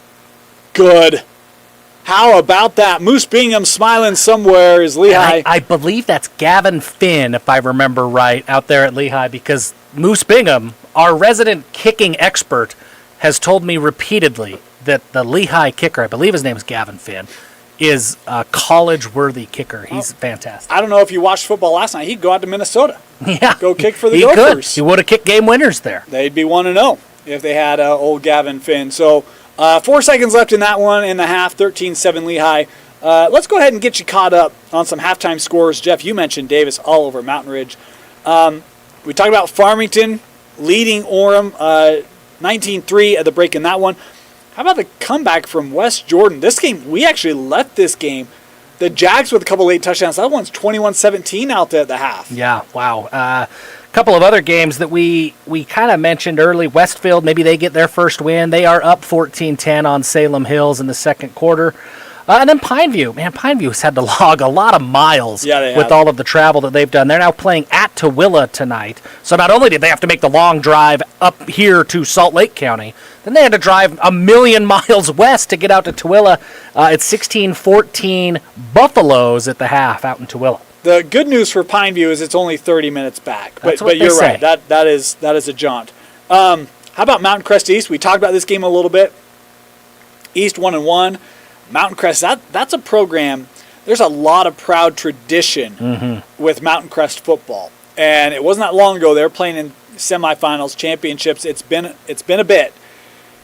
That program's getting some traction again, and they're leading East 10-7. That would be a big win for Mountain Crest. That's a proud program up there. And they've had to watch the rivals, Skyview, do their thing. They've had to watch Green Canyon last year. Mountain Crest looks like they could make some noise this year up there in Cache Valley. Beaver. They've been pitching shutouts all year long, and it continues. They're up 28-0 at the half over Layton Christian. Dare I say the Paul Skeens of Utah high school football? I mean, they just don't allow anything. They don't allow anything. And it's not like they're playing good teams in higher classifications. Yeah, they are. Just like, which is why you can't call them the Paul Skeens, because unlike Paul Skeens, how dare you? Their team is good. You tread carefully. Their team is still winning. Here's the difference. Beaver gets run support, okay? Beaver gets run support. Bo Wheatley and company. How about, we do have a couple rivalry games tonight, and we'll talk about that because we need to have a conversation, Utah. We need to have a discussion. Roy Weber. We talked about this one. Very intense rivalry. 2014, Roy with the lead. Coming off that big win against Fremont. Now they're taking on Weber. Weber with a couple of touchdowns. Get on the board. Get back to one possession. Good one up north. Yeah, that's a good game. Those are two schools that they don't like each other. And this is a fun game. Some people have called that the biggest game in the state today, and I don't think that that's true myself. But it's a big game up there in Weber County. There's no question about it. Another score update. A couple of schools bringing in new eras after long-time coaches left. Syracuse is at Harriman. It's a barn burner, 7-3 at the half. The Mustangs over the Titans so far. How about this one? This one's interesting too. A little battle of Cedar City, Cedar and Canyon View. 20-7 Cedar in that one. That's been a series that's been dominated by the Reds. 22-5, I believe. The advantage in that series for Cedars. They've got a lead at the break. Viewmont, they haven't played any powerhouses yet, but you can only play who's on the schedule, and Viewmont just continues to be really, really impressive. They're up 21-0 at the half over Taylorsville. Drew Jones has got a program that they're picking up some wins. It's going to give them some momentum as their schedule gets a little bit tougher. Let's talk about Viewmont.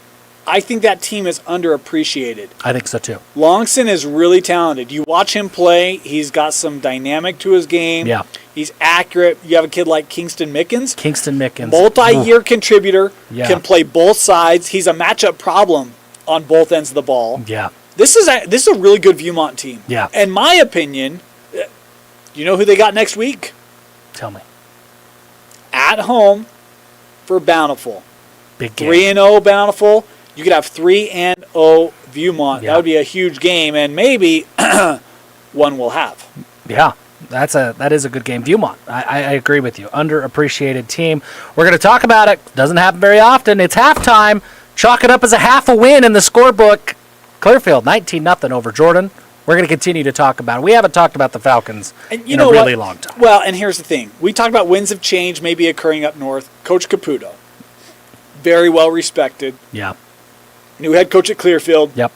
It may take some time. That program's going to come around. And sometimes you just need early steps for kids to believe. Yeah. Right? Yep. This is an early step. If there is any, Coach Caputo was a huge addition. His biggest hire, Fred Fernandez, is coaching at Clearfield this year. So big. I mean, he So has big. built powerhouse programs throughout his career. He's taken teams who haven't done a whole lot. Remember when he was at Woods Cross? Woods Cross wasn't some sort of a powerhouse.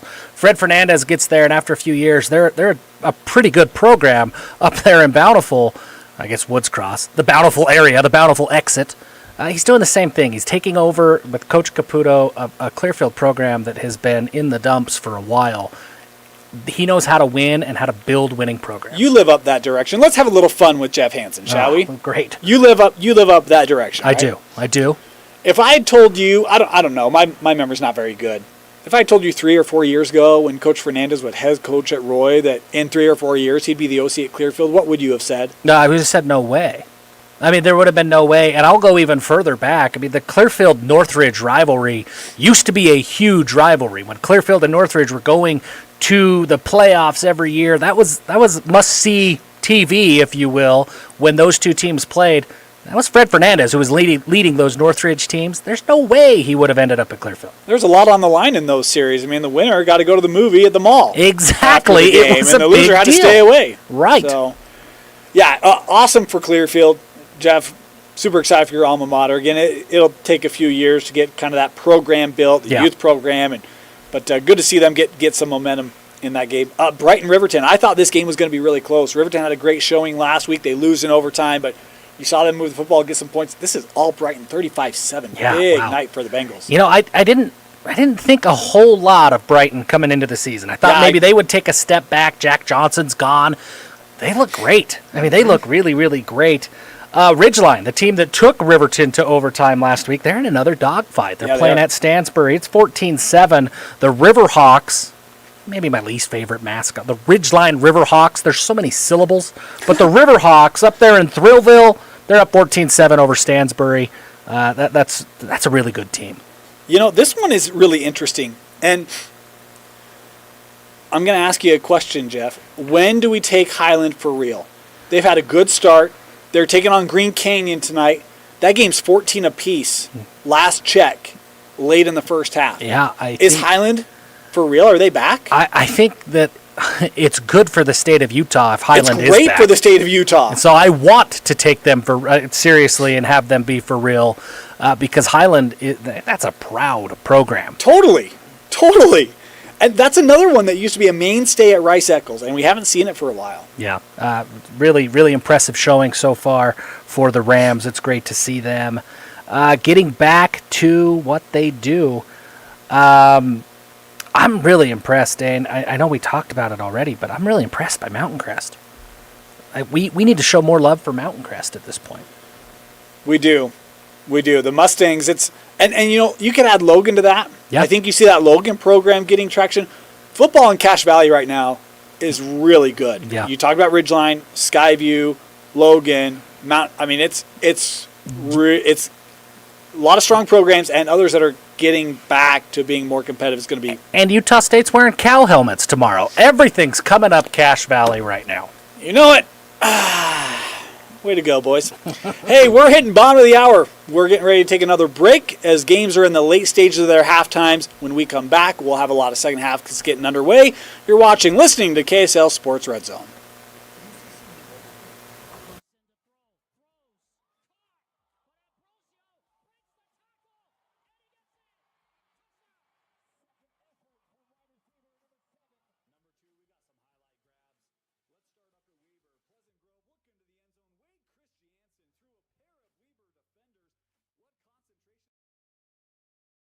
Your car carries you and those you love through the days and years.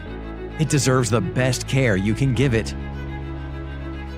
At Burt Brothers, we can help with that. We've been doing it better than anyone else since 1991, and we'll keep doing it to get you through all the important moments on life's roads. Because cars are more than how we get from here to there, they're how we get from there to here. Find your nearest store and discover special offers at burtbrothers.com.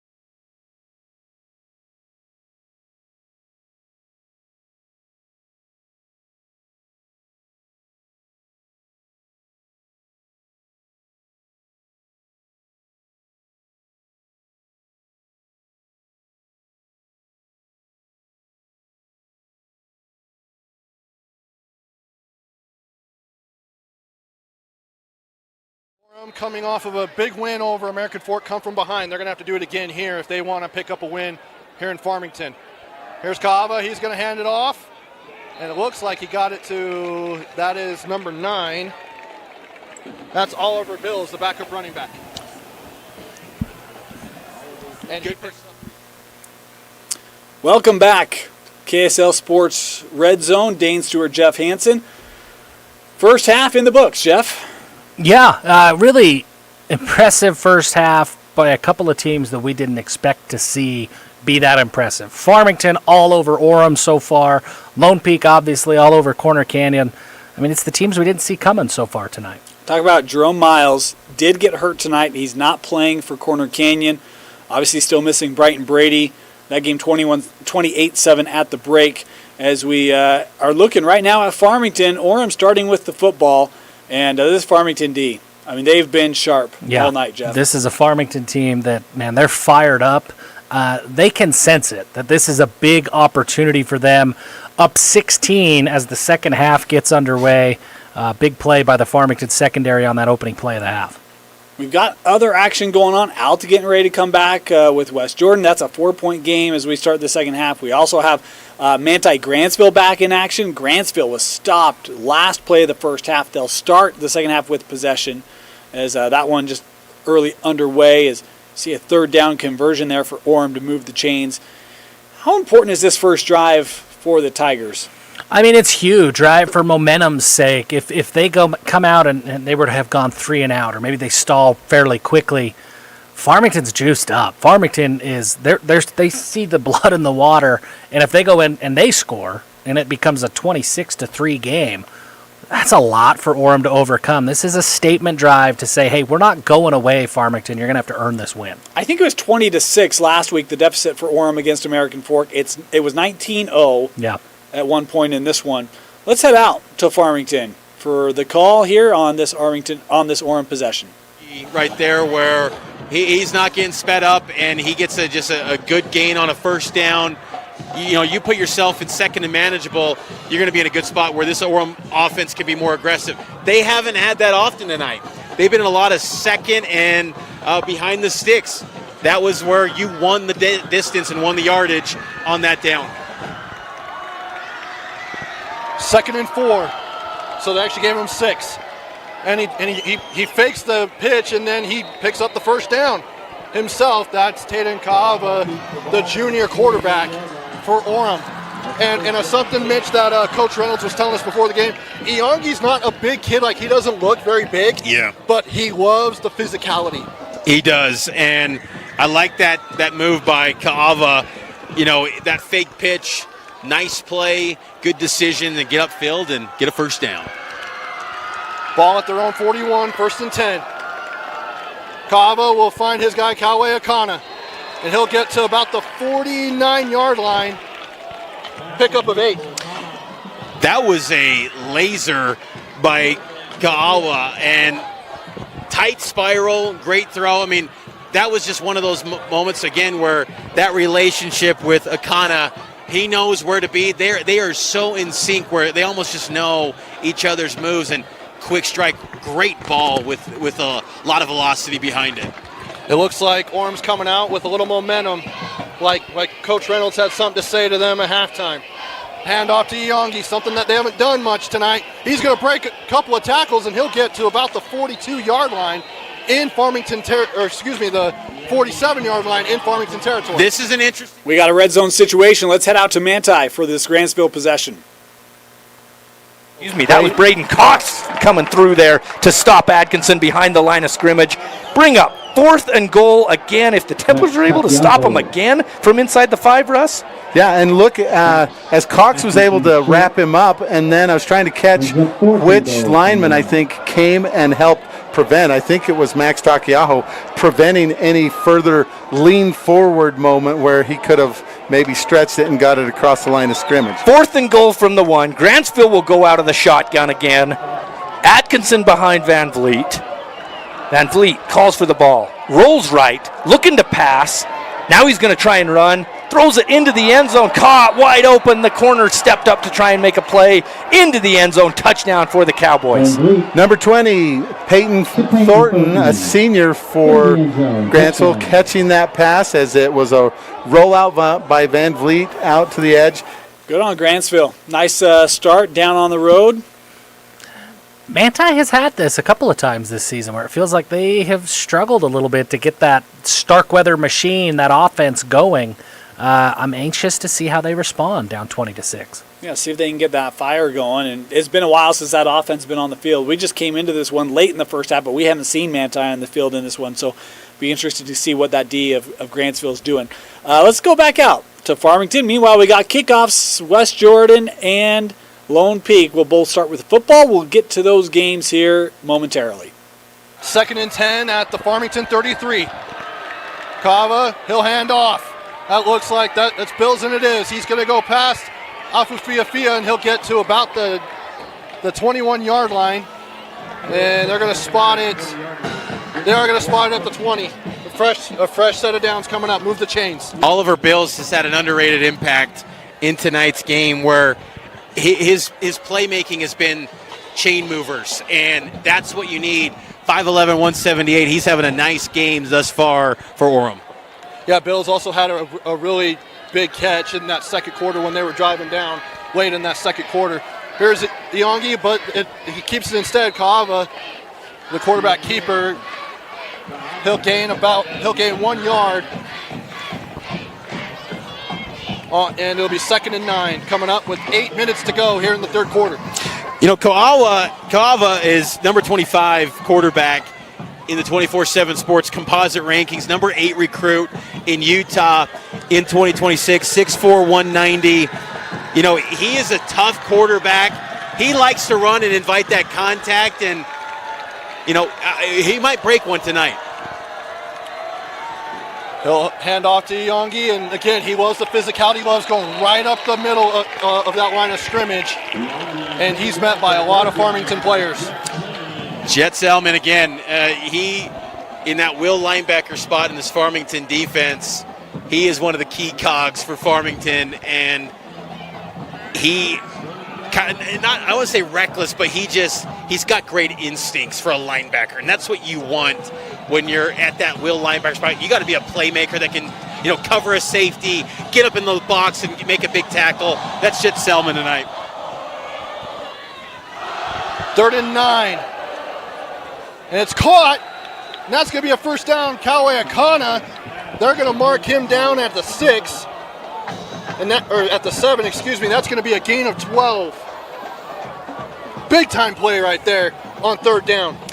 Kauai Akana, to describe his talent, he's in the class of 2026 and they're in the red zone. He's one of only 5 players already selected the Polynesian Bowl.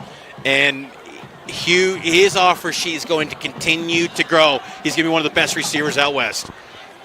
So 1st and goal at the 7-yard line. Iongi's going to go in, but now he's going to cut back out. He was going into the pile. He's going to run into the end zone for a touchdown. Foleti Iongi for 6. Goes straight up the middle. He's like, no, I don't like it. I'm going out to the outside. And he now gets the first touchdown of the game for the Orem Tigers. He's a touchdown machine for Orem. Came into the season this game with 4 touchdowns. He gets his 5th of the year. A playmaker who just wears down the opposition. That was an impressive drive from Orem. All right, big Orem touchdown. They needed that. Statement drive. They're not going away. Nope. We got ourselves a game up north. We got ourselves a game down south. Lone Peak just took a shot, just missed it. But they'll have 2nd down here on the plus side of the 50. That run game, good start of the second half, Jeff. Yeah, really impressive by Lone Peak. Let's get out to it, see what the Knights do. And Berteni coming back in, big ol' 8-8. So you should see him making some magic once again. He's on the end of the right side of the formation. 2 wideouts to the near, 1 to the far, 2nd and 10. Hand off to Tahi. And he's going to be wrapped up by a couple of Chargers, gain of 1. Led by Pax Nagel and a throng of Corner Canyon Chargers. What a good stop, bringing down 3rd down now. So 3rd and long here for Lone Peak. Our opening drive of the 3rd quarter. They've got a ton of weapons, so we'll see what they do. It's Christensen going to check out. Staley comes in. And he'll line up to the near side with Mayberry. McNeil on the far side for Lone Peak. Tahi in the backfield. 3rd and 9 for Lone Peak. And flags fly, clock's at 0. This might be a delay of game penalty. So Lone Peak has been trying to bleed the clock. You do as much as you can, as long as there's a number on that clock. So Lone Peak gets the timeout before the clock hits 0. So timeout Knights. We'll take the timeout as well. 9:07 to play in our 3rd. I took flack. We got a timeout here. I took flack for talking about the best uniform matchup of the night. Mm-hmm. Jeff, what say ye? I think it's still, I think it's Farmington. I think Farmington looks that good. I don't love the Orem look, but I really love the Farmington look. Out to West Jordan? You don't like this? I like it. I just really like the way Farmington, that black on gray is clean up there in Farmington. Well, Alta's representing black on gray in this one. Yeah, but I don't know. Well, we're going to watch it. Deal with it, Jeff. 21-17, Alta possession, 1st and long in West Jordan territory is a flag coming in there. Looks like the Hawks are able to catch the Jaguars. They're able to move 5 yards back up. Little tit for tat. Say those 2 penalties just cancel each other out. No harm, no foul. Back to 1st and 10. Fair enough. You scratch my back, I scratch yours. I don't think either coach is going to be happy about that, though. No, give him 5 right back. So it'll be 1st and 10 here.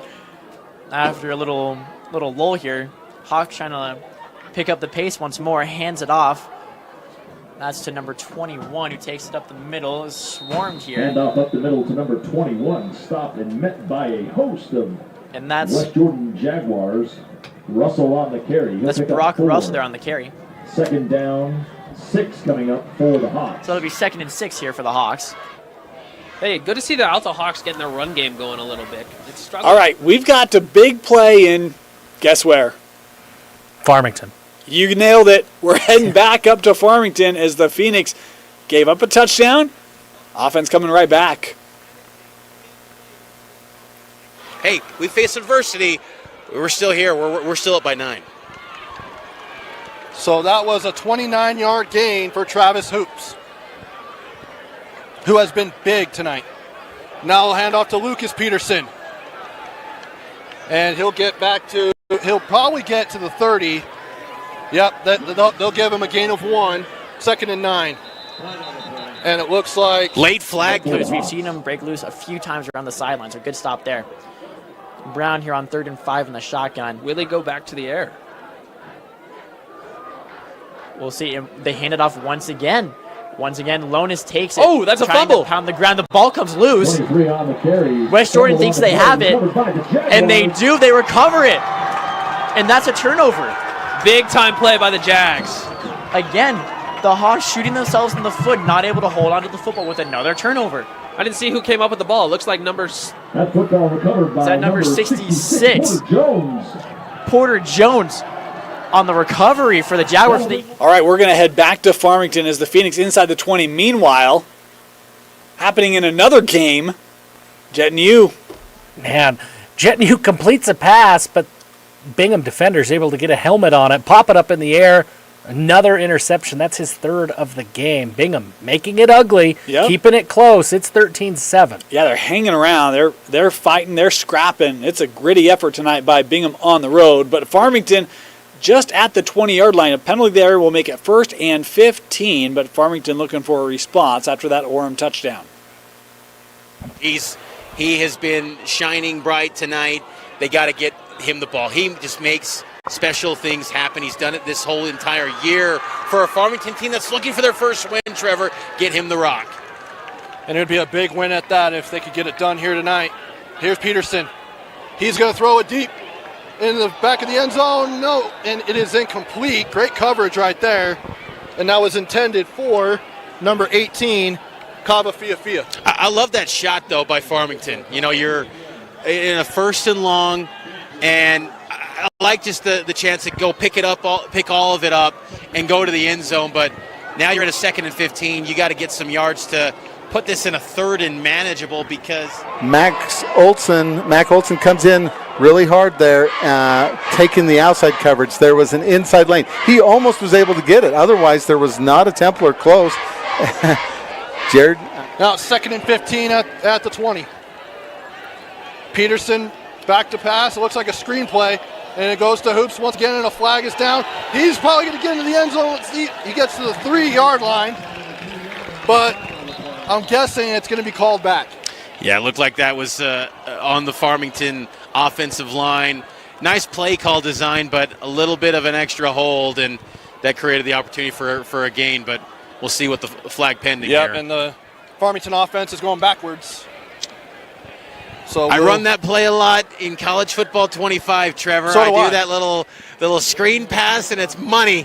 But it was, but you can't have that hold. It is critical. You can't have that, and it was costly here for the Figs. So, and that's noteworthy too, because if you get stopped and you don't pick up any yards, I mean, you'll be facing a lot longer field goals. So, big penalty for the Figs, who keep moving back after they got up to the 15-yard line. So now it's 2nd and 20 at the 25-yard line. And I'm sure a lot of controllers would be broken if you do that screen pass and you get a holding call when you almost get in the end zone. I play on Heisman mode, and I'm just chucking that bad boy after I get a big penalty. Here's Peterson. Drops back again. Throws it up and deflected, it looked like. Good coverage there by number 22. That's Dylan Dye, the linebacker. Tough decision there by Will Peterson. He didn't have much, and he kind of forced, and that was the first time really he's forced a pass. I've been impressed with Peterson's decision-making tonight. He came into the game with only a 53% completion rate, but I love the command that he's had within the offense this evening. But that one, he kind of forced it just a little bit. And again, in this spot, Farmington hasn't been here this year. Settle down, stay within yourself, get to what you've been doing to get to this position. Don't continue to force the issue. 3rd and 20 with 3:49 to go here in the 3rd. Peterson's going to go deep. He's got a man in the end zone. It's caught, but then it's incomplete. That would have been a classic catch right there, Mitch, but it was incomplete. That was intended. We got another update. We're going to head out to Lone Peak. Jeff, you roll the dice, you don't get it, and here it comes. Give this corner offense a little bit of momentum, and here they come. It's a play, 1st and goal, Corner Canyon. Hand it off to Caruth. Into the teeth of the defense, gets about 4 down to the 5. Yeah. Hillman Kasuga, like I said, he's had about 28 games that he's played in coming into this season. As crazy as that is. So even though he's a junior, he's a very experienced junior. We always seem to talk week in and week out about the junior class here in the state of Utah. Yeah. Talent everywhere you look across the state in the 2026 class. Kasuga looking to cash in here, 2nd and goal from the 5. Fake the handoff. Kasuga looking to get there himself. He's down near the 1. Brings up 3rd and goal. The thing is, you want to hurry it up. It was at 6 minutes just a minute ago. You've got to hurry and get this play in, or you're going to see the clock strike midnight and you're turned into a pumpkin. Trying to make it a 2-score game, but the clock is ticking under 5.5 minutes to go. 3rd and goal. Kasuga, handoff, and it's in. Touchdown, Corner Canyon. Zion Finau is what I'm willing to bet. Let's see if I'm right. I believe so.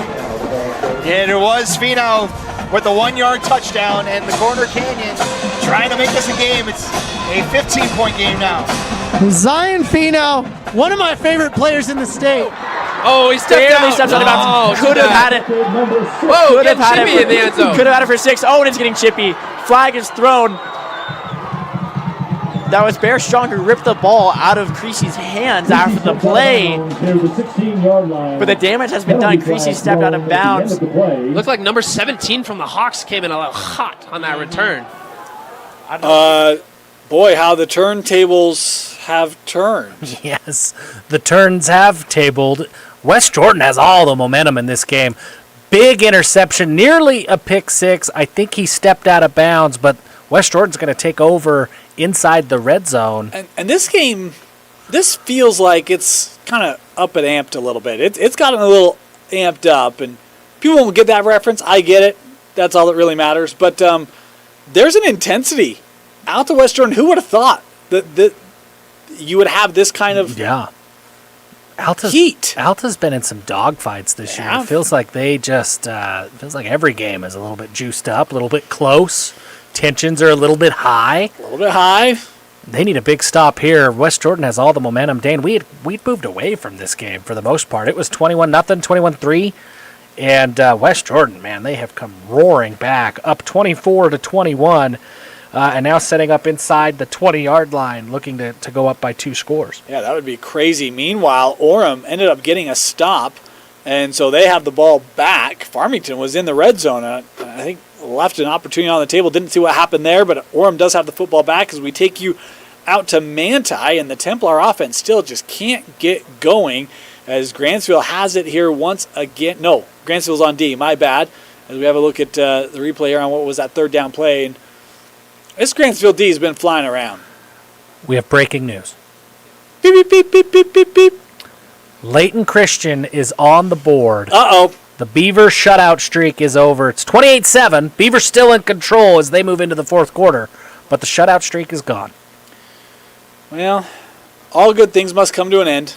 That's what they say. 2.5 weeks of Beaver not giving up points as Starkweather able to pick up that 4th down conversion. Man. Some other news, Salem Hills, they must have heard what I said, and I think they probably have our broadcast in their helmets. They took offense when I said, hey, 14-10, maybe Westfield is going to win this one. It's now 40-14, Salem Hills over Westfield. As you have a look here, Starkweather, we talk about Jeff. That kid, he's got an arm. That's a nice ball. Not a lot of room there. Able to score. But is this one coming back potentially? Ooh, looks like it is. Refs are reffing. You know, someone told me, well, you just directed, and then he tried to direct again, and now it's, yeah, there you go. It is a touchdown. Well, they got it right. It's all we really care about is that they get it right. The most important thing is that they they get it right. Yeah. A couple of other updates. East Mountain Crest continues to be a battle, 17-14. As I have a look at Orem, we head up to Farmington. Orem now inside the 20 and a chance to get back to one possession in that game. 19-10. Farmington in the lead. They were up 19-0. Maybe we start to see a little bit of a tradition here for Orem, Jeff, feeling comfortable coming back from behind. Yeah, we've seen it for a couple of weeks now. Orem, this offense is starting to find some momentum. Can Farmington's defense dig deep, come up with a big stop here? Otherwise, I mean, Orem's right back into this game. Timeout taken in that game. Lone Peak has the football. It's 2nd down and 8, leading Corner Canyon 28-14. As we'll head out. Nope, we won't. Boy, big hit is Wes Jordan bringing... Welcome the heat there. Welcome to the red zone, Dan. Big plays happen everywhere. We want to move quick. You never know where you're going, even when you're in charge. I was just trying to get a drink of water, but nay. We say Lehigh down inside the 20 as well now. As Jeff, to your point, the action never stops here on Rewind or on the red zone.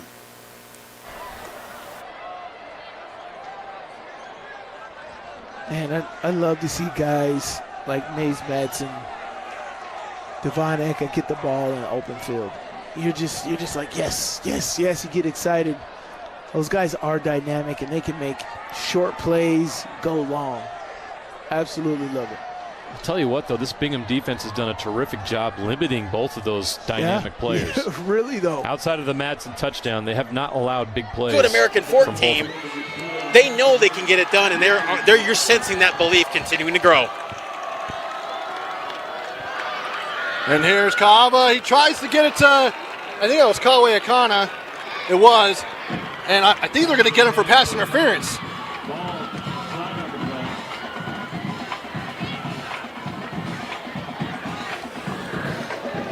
Looked like a PI. They were trying to blanket, but Travis Hoops looked like he was the one that got called for a flag with the pass interference. Right at the blows. Somebody gets hit with a haymaker, somebody else hits him with a haymaker, except the haymakers are penalties. But the coaches aren't going to be happy. Oh, man, the film session is going to be rough for both teams. Do you even watch film, or you just yell at them? Right? Just make them run gassers or something. Blitz coming. New. The heat comes. It's going down. Ball's out. Tonight, Valenti Yongi finds Pater. Gava with a big-time gather on the low snap down at his ankles. Hands it off to Yongi. Finds the end zone again. He's having a big-time season. 2 touchdowns tonight. Continues to play at the MVP he is for this Orem team. 2 touchdowns in the second half for Yongi. And PA pending could make it a 2-point ball game with 1:34 to go here in the third quarter. Last year, moved away. Now he's back in the state. That's a big-time talent. And he shows there. JC Tupia also creating pressure from the inside there, making it extremely difficult. New overthrows that incomplete. So that drive, again, Bingham had a drive of what could have been. All right, we've got a lot of games in breaks. We're running up near the hour, so break me off a piece of that fancy feast. We'll be back. You're listening to the KSL Sports Red Zone. You make that? 60? They're sending him out. Or is he sending out to punt? I bet he's punting. He's punting. Maybe they're tempted. I'd love to see a 60-yard field goal attempt. I mean, why not? This game's probably a little too tight. The problem is you got Ed Reed over there. Yeah. So Fenn is going to punt. So much for that fun idea. But it's the right call. Yes, it is. So Doty is back to receive the punt. I'm not surprised by the score. I'm not surprised by how physical the game has been, that the defense has been dominating this game. Just the penalties are just boggling my mind. That has really been the story tonight, and that's not a story anybody wants to have be the headline.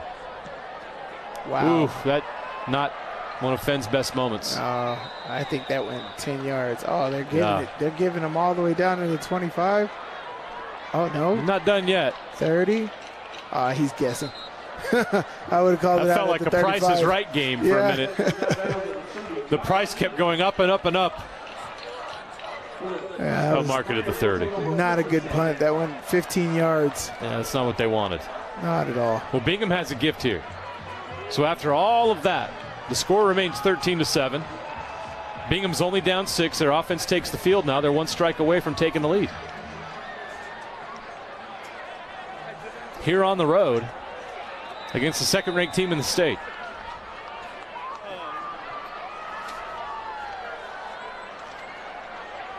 Dunn keeps up the middle.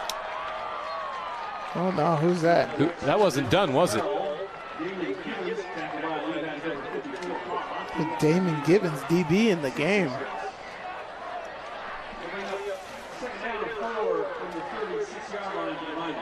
It's a good pickup right there. 6 yards on first down. Little wildcat.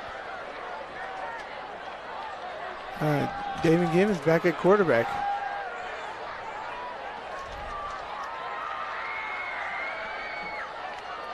This is an interesting development. Yeah, that was not a clean handoff. So Dunn is not in at quarterback right now. Our roster says that number 12 is Damon Gibbons, but I don't think that's Damon Gibbons. Yeah.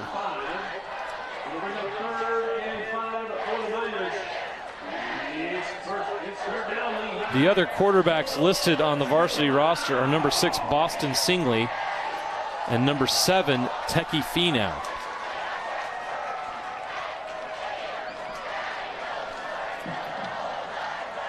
Teki Finau, 6'2", 220. That does match the description of the player we're seeing out there right now. Nice pass and catch. Big hit to finish it. But not before the Chargers.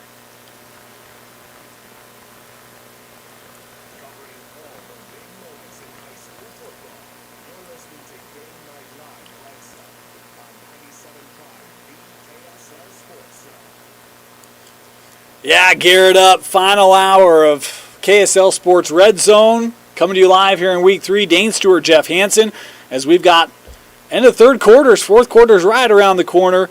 And we got some good games going on here, Jeff. Yeah, a lot of really tight ones that we've been following along with all night.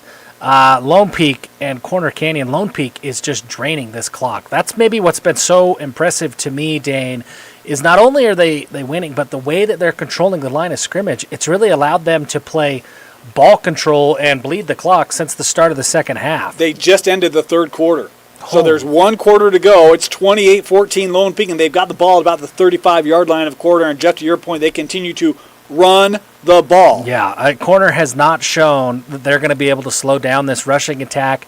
That read option run game with Nimatolo at quarterback and with Tahi at running back. I mean, Lone Peak's really got something running behind Austin Pay, Jared Smith, and that Lone Peak offensive line. Man, they've got a lot of momentum. And in case you're just joining us, we mentioned this early and apologize for the repetition, but it's the only way people learn.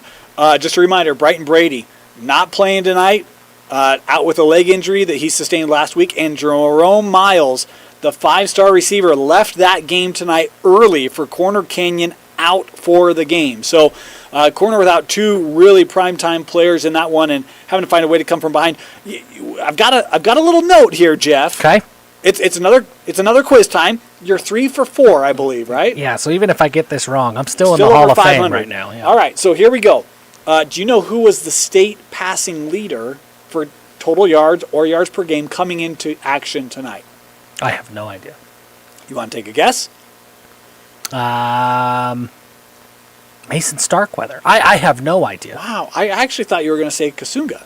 No, because, I mean, he's played incredibly well, but he didn't have, like gaudy numbers against IMG. He had productive numbers and really, but I didn't think he was putting up 400 yards that he would have been leading the state.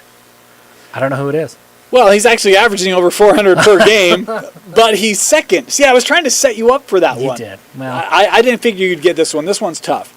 Andrew Hillstead at Timpanogos. Wow. 840 yards through the air through 2 games. Timpanogos leading Logan tonight, but he is, and it was just by like 10 yards. Maybe it was 20 yards. So I should have went with Kasuga. The obvious answer would have made me look better. It might have. But honestly, the most important score of the game, or the score of the night, isn't this Lone Peak Corner game. It's 33-7 for Clearfield over Jordan. I'm going to get a win tonight, Dave. The Jeffy Bowl is looking good for Mr. Jeff Hansen as Lone Peak just converts that third and short, and they've got it at the corner. No, that was incomplete. So it'll be 4th and 2 here for Lone Peak at the corner 27. What do you do here, Jeff, with a 14-point lead? The way they have run the ball, the way that this offensive line has controlled the line of scrimmage, I'm riding with the big dogs. I'm going for it on 4th and 2. Let's head out to that one for the call. Matt Coma and Moose Bingham here on 4th and short for Lone Peak. 4th and 2. I'm just kidding. This is a great call. Can the Charger defense hold once again? Fake the handoff. Niumatolu, far side, incomplete. Broken up. Big play. Keaton Adamson with the breakup, and it's another turnover on downs. These defensive backs have been playing lights out the second half. Josh Bueller, the DB coach, doing a phenomenal job with Cody Gardner. You'll love to see it. This is just a giant chess match with football savants with brains bigger than mine. I'll tell you that right now. I know both. From one 4th down to another. We'll come back and talk about that one. Let's go out to Manti. 4th down, Grantsville. Van Vliet calls for the ball. Couple of Templars rushing him. Throws it towards the end zone. That's out of bounds. Incomplete. There is a flag. There's a flag, and there was a hit on the quarterback, so let's see if this is going to be... But it's clear in the backfield, so I wonder if you've... In the... Carter Cutler with the touchdown, and the Miners are up 12. Yeah, the junior receivers had a nice night. He's made a lot of good plays tonight. Even on the Mays Madsen touchdown, he's the one who got the key block on the Bingham defender that sprung Mays Madsen all the way into the legal man downfield. That right Either there was way. a breakdown in coverage from Bingham. Lehigh takes it. All right, Lehigh just scoring. They're up 12, 19-7. It is Corner Canyon possession after getting the stop. And, Jeff, I'm curious your thoughts. I'm kind of stunned that on 4th and 2, Lone Peak goes in the air. Yeah, I was shocked. We were commenting as that happened, and we went into the game like, why are the linebackers so far off the line of scrimmage? This feels weird. Obviously, Lone Peak's going to run the ball. They didn't. I don't understand why they didn't when they've had so much success all game long. So it's a 3rd down and 7 here for Corner Canyon as Kasunga trying to will his team back here in this one on the road tonight as we'll head out there once again for the call. Send Meza in motion. Pressure coming from the Knights. Kasuga stays in, and it's intercepted. Guess who? Jaden Mayberry. 4th interception of the season, and the Knights have it inside the 25. Fantastic job by Jaden Mary, but the juggernaut was the one that tipped it. Is he the best secondary? No. Is he the best secondary player since Snowden at Skyridge? In the state of Utah? I think you look at his production. He had, I think, double-digit interceptions last year. Yep. Yeah, he averaged 1 a game last year. Yeah, I mean, he's absolutely unreal. I think he has to be since Smith Snowden at Skyridge a couple of years ago. And I would take Smith over him at this point. Sure. Right? I think Smith was a little bit better, but Jaden Mayberry, that kid, he does not get talked about nearly enough for how good he is. I was talking with Moose earlier today, and he's like, why do teams even throw his direction anymore? Yeah. Why do you do it? It's like, I don't know, Moose. You shouldn't. Mayberry's special. That interception, he could go ahead and thank Bob Mulitalo for. Right. I mean, Bob just absolutely blows up the offensive line and gets to Kasuga and forces the errant throw. You ready for Moose's nickname for Bot? I'm ready. The Juggernaut. Oh, you don't like that? I love it. I loved it. I've been calling Bot Mulitalo a Ninja Turtle for a really long time, and I just cycle through the names. Who's told me that too? And I'm like, I don't like the Ninja Turtle thing. It's too long. Nicknames have to be concise. They got to fit, right? And if it takes you a paragraph to give the nickname, it doesn't work. The number 0 looks like a turtle shell on his back. That it does. Look at Farmington. Big play down the middle. They're inside the 30 with a 2-point lead here in the third quarter. Great play from off of Fia, and now puts them in Orem territory. Decisive. The timeout was worth it by Coach Coates. They knew where to be. Decisive read by Peterson. Great route by Fia, and he tossed it. He didn't delay. He just made the play, and that was a big gain. Now they're on the move in Orem territory. They're at the Orem 28-yard line as the Farmington student section says, we want corner. Well, Corner Canyon's down right now to Lone Peak. Now here's Hoops. He avoids one tackle and he can't get past Kawe Akana for that tackle for loss. That's what I was talking about there. Kawe Akana, he just flies in, man. Like you really, like he's a special wide receiver, but at the next level, at power 4, he could be a power 4 linebacker or a nickel back. He is that versatile and that high level of a prospect, and there's been flashes of that talent on the defensive side in this second half. Big play right there, because we've seen tonight from Hoops, his escapability has been off the charts. So way to finish the job by Kawe Akana. Now it's 2nd and 13 at the 29. Go to Afufia on the screen, and nothing there. They're going to lose yards once again. That's going to be probably a loss of 5. Another nice play by Will Rasmussen, and he was a guy on the 7-on-7 Pink Outlaws team. Really good athlete. He's like probably a box jumper extraordinaire in the weight room. But Rasmussen, he's got an offer from Utah, Oregon State, Texas A&M. Nice play again. He's becoming a big in the second half. So that brings up 3rd and 14 at the 33-yard line with 6:57 to go. The clock is running. Farmington trying to pick up a team over the number 6 ranked Orem Tigers, according to the KSL Sports Rewind Top 25. Here's Peterson. He'll throw a deep ball. It's not going to go anywhere, as the intended receiver is Cooper Lopez, number 81. Incomplete, and it brings up 4th down. You'll take that because at least it floated a bit. You didn't like that, but it was completely out of reach of everyone. So meanwhile, we saw an interception for Lone Peak. Corner offense is on the field. Don't know what happened. Coach Brockbank was out on the field, had a long conversation with officials. Corner has the ball here in the 4th quarter. Start hurting. Kasuga stays in the pocket, finds his man near side, Krishawn Lee, and he's inside the 15. Oh my goodness gracious. The juggernaut was coming down on Kasuga, and he got that ball out just in time with the eyes in the back of his head. Gain of 35 for Krishawn Lee. We haven't called his name a lot tonight, but that's a big play. And the Chargers in the red zone. 9:13 to play. 3 wideouts to the far. Kasuga looking near side, now sets up the screen. Flag flies as the Chargers are going to find the end zone, but there is a flag down. Back at the 15. It's Watcott that got the touchdown, but this one might be coming back. Let's see what the ref says.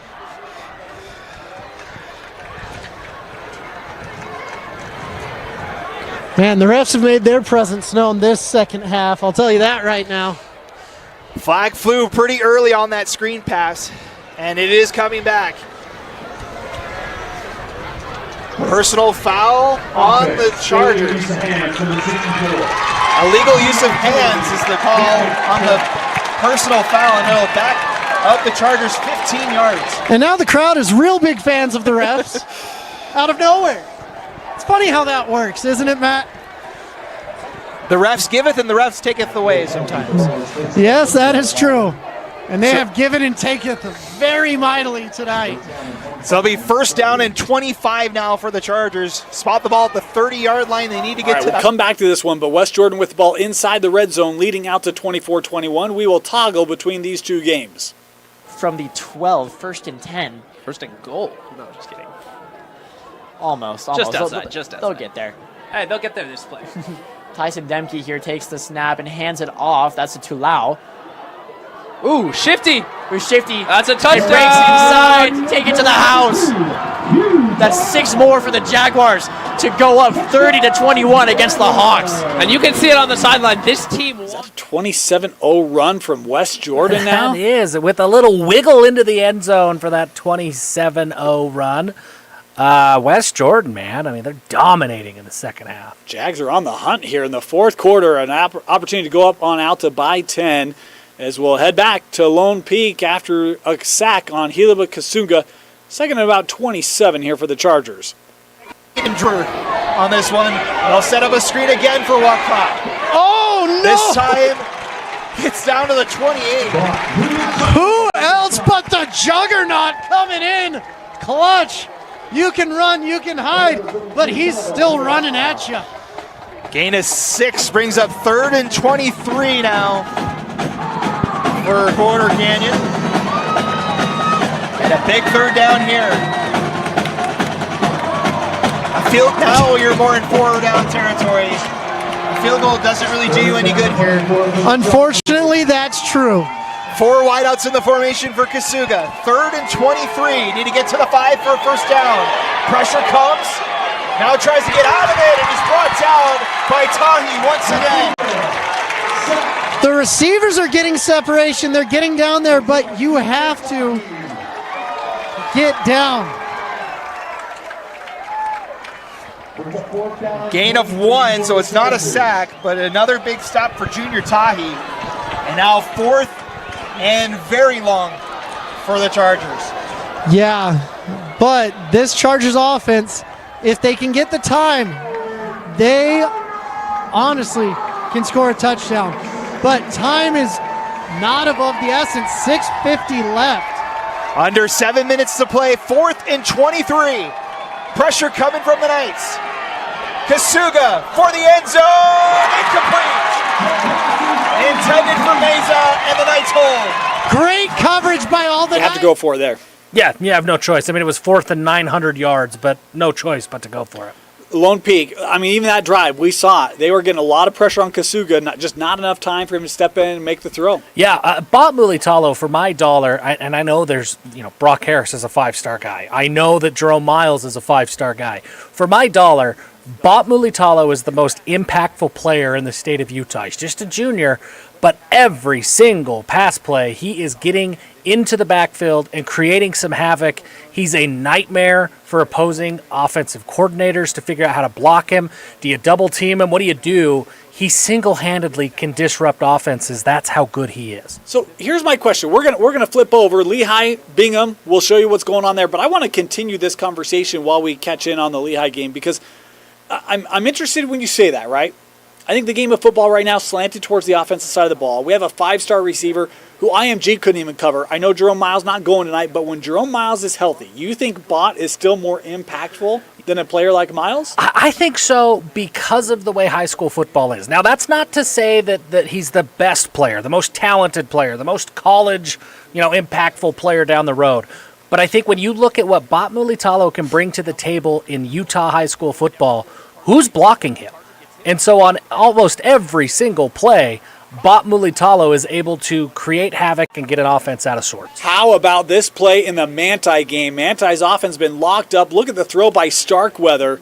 You want to know why we say he is one of the top quarterbacks in the state? It's right there. On the run? Wow. He looked like a shortstop deep in the hole, throws it 55 yards downfield. Right over the DB. Holy cow.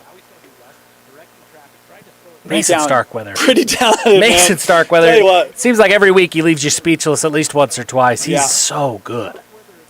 So we got a few other games. That Lehigh game was 26-7, I believe, was the score. So Lehigh pulling away from Bingham in that one. Orem with the football, 19-17, fourth quarter. They got it right around midfield. Lone Peak, meanwhile, backed up a little bit after a penalty there at their own 20. As these games ticking away here in this fourth quarter.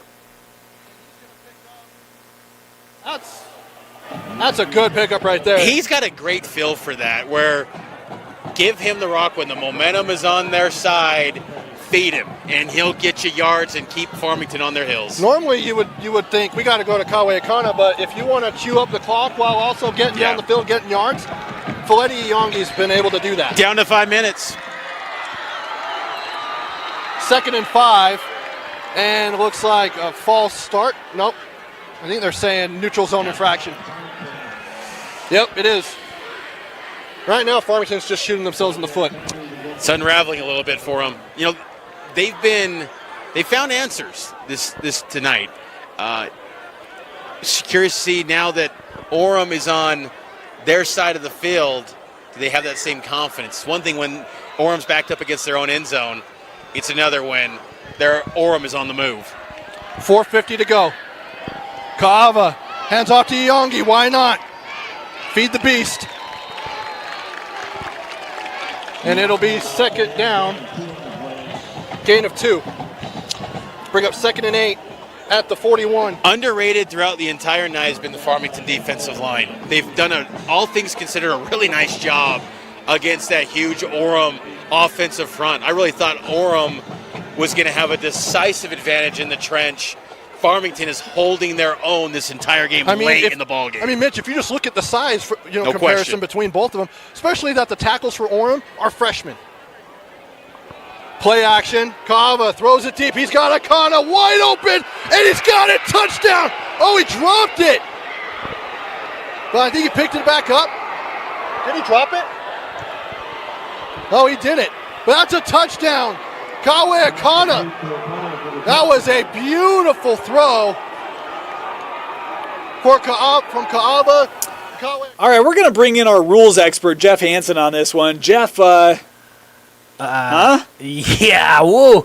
I don't know what the high school rules are, but I've heard a lot about football moves after the catch. He was wide open. He didn't have to make a football move, but I think he took a half a step. Man. Kawe Akana got away with one there. That one is, for those of you on the radio, Akana was wide open. DB lost his footing on the turf. Akana kind of brought it in. I don't know that he took a full step. Certainly not 2. That ball hits the turf, and he picks it up in the end zone, and they call the touchdown. That's what it looked like to me live. That's how I saw it as well. And you heard on the call there was some confusion because it sure looked like a drop. Yeah. But that was...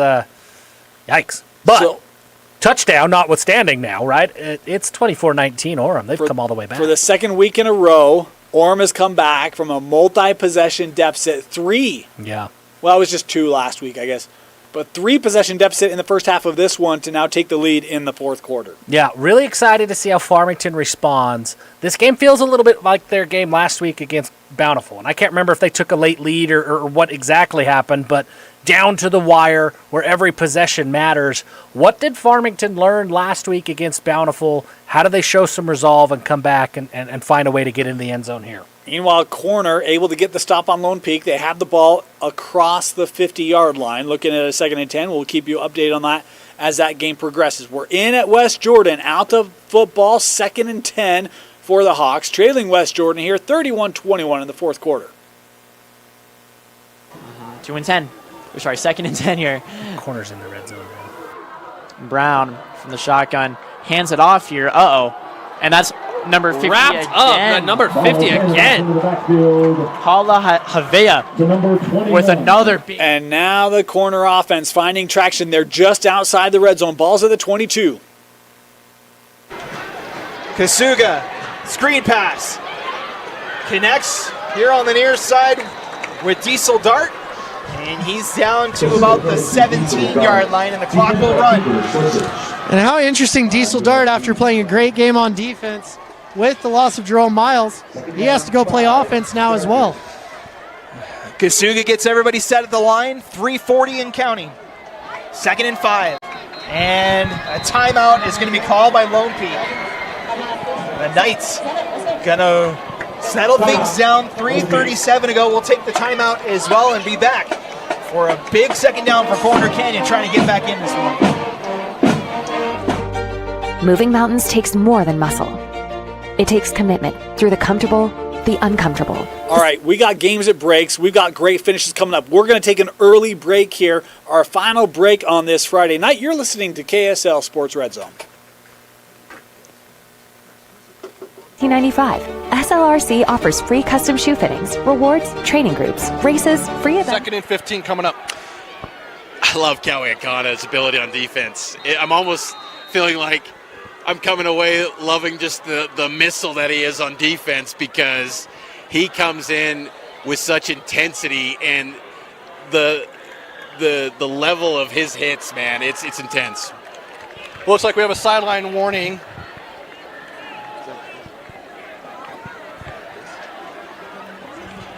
I think it's a sideline warning on Orem. Either way, it's 2nd and 15. Peterson sends Hoops out in motion. Dart And Mesa out there is Kasuga. Over the middle for Mesa. Makes the catch inside the 5. First and goal. And corners kept most of their timeouts as well. 3:29 and counting. First and goal now from the 4-yard line. Gain of 13. The Chargers need to get going here. 4 wideouts again. Kasuga rolls near side. Throws in the corner. Caught! Krishawn Lee! Touchdown Chargers! And Corner Canyon just like that. No points this half for Lone Peak. Corner Canyon 21. And the battle for the peak is serious. It's getting spicy, folks. 3:09 to play. And the Chargers are within 8 at the moment. Could be 7 after the extra point here. Man. Nelson for the extra point. Kick is up. And it's good. And the Chargers have charged their way back. In the second half, it's a 1-possession game with 3:09 to go.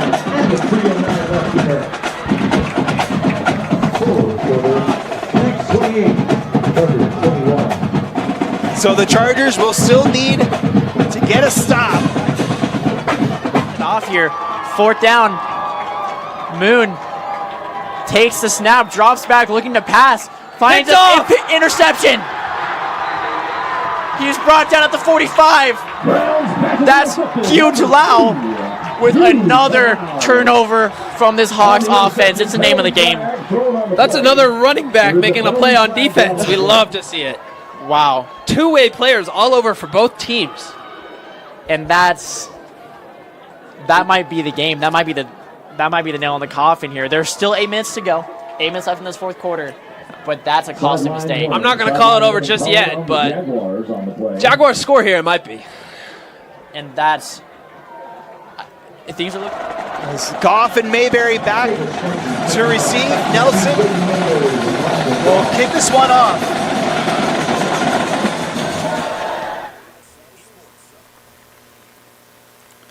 Welcome back. For those of you listening on radio, Corner Canyon scored a touchdown pass to Krishawn Lee.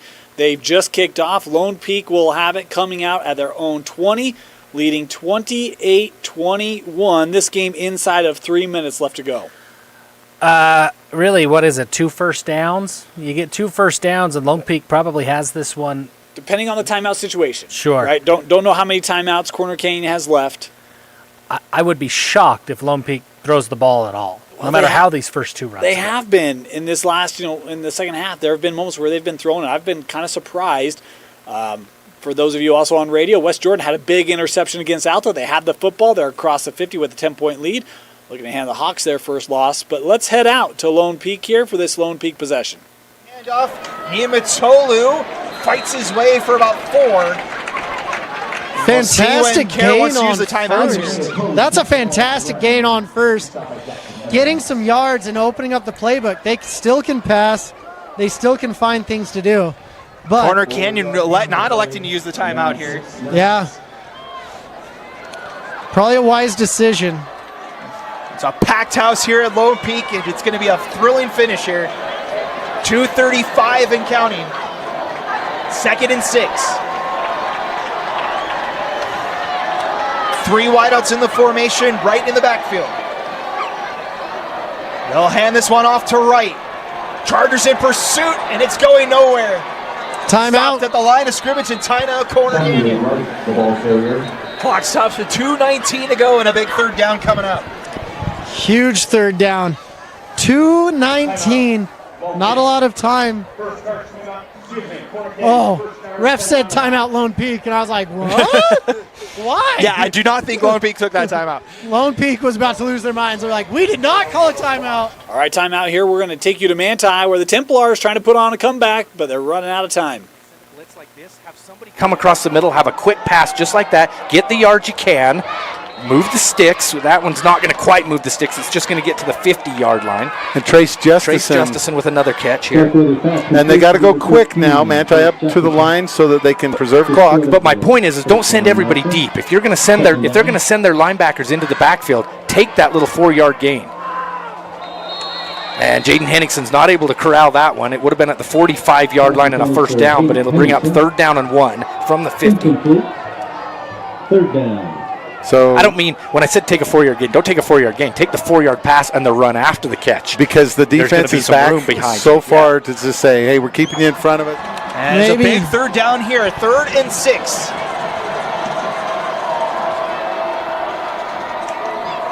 Niumatolu gonna throw, pressure coming, Phobes over the middle, it's caught, but it's short. It's Berrettini, his 2nd catch of the night, but he's 3 yards shy. Chargers call a timeout with 2:12 to go, and you think the Chargers will get the ball back? Yeah, I think so. You got to punt it here, because if you give the ball up... Progress was stopped first. So it's a first down for the Templars. That'll stop the clock. They'll get up there quick. Stop the clock while the chains move, and they'll wind it here. They'll probably only lose 5 to 10 off of the game clock. Clock starts with 3:45. Starkweather looking to the sideline to the right. That's going to be complete. They're going to say he goes out of bounds. I think Grantsville coaches wanted them to wind the clock because his forward progress is stopped. But they're going to stop that clock. That was Jaden Henningson with another catch down to the 40. And another out of bounds by Jaden to stop that clock. Yep, 3.5, 3:37 left. Starkweather again looking left. Now he's going to roll right. Looking down the field. Flag down on the field. Pass is complete. Wow, what a grab. Who went up and got that one? Trace Justison with another catch, but a flag. We'll see what that penalty is.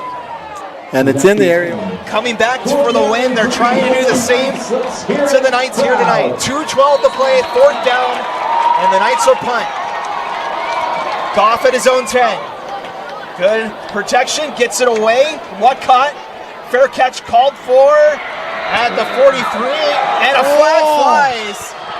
May have been a little bit of acting. And to say a little bit of an egregious play there, but they throw the flag. As a kicker, I definitely took acting classes to know how to do that exact same move.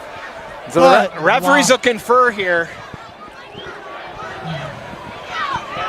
At the moment, it's at the 43-yard line, but the referees will talk about it. This Lone Peak sideline is irate after a great punt. It's a 47-yard punt for Landon Goff into the wind, mind you. And the referees are still talking about whether this flag stands or not. And there is no flag. They're going to pick it up. So they pick up the flag for the potential catch interference. So the Chargers will have to go 57 yards to tie the game. 1 timeout, 2:05 left. Still has to go against this ferocious Lone Peak defense, though. They have been in the backfield a ton tonight. Can Kasuga lead the Chargers down the field once more? Over far side, Whatcott. He's got a first down. Man, playing a softer coverage, you'll see Valgardson was about 12 to 15 yards off, and they took advantage of that quickly. Quick pass to the far side, and it's 1st and 10 from the 46. 2 minutes exactly on the clock now. Again, only 1 timeout for the Chargers, only 1 timeout for the Knights as well. Man, if your heart isn't racing, you better check your pulse, because I don't know if you're alive. Trips to the near side for Helaman Kasuga. 1st and 10. Here comes Mulatalo. Able to get out of the tackle. Lost the football. Ball's on the ground. Oh my goodness. Let's see.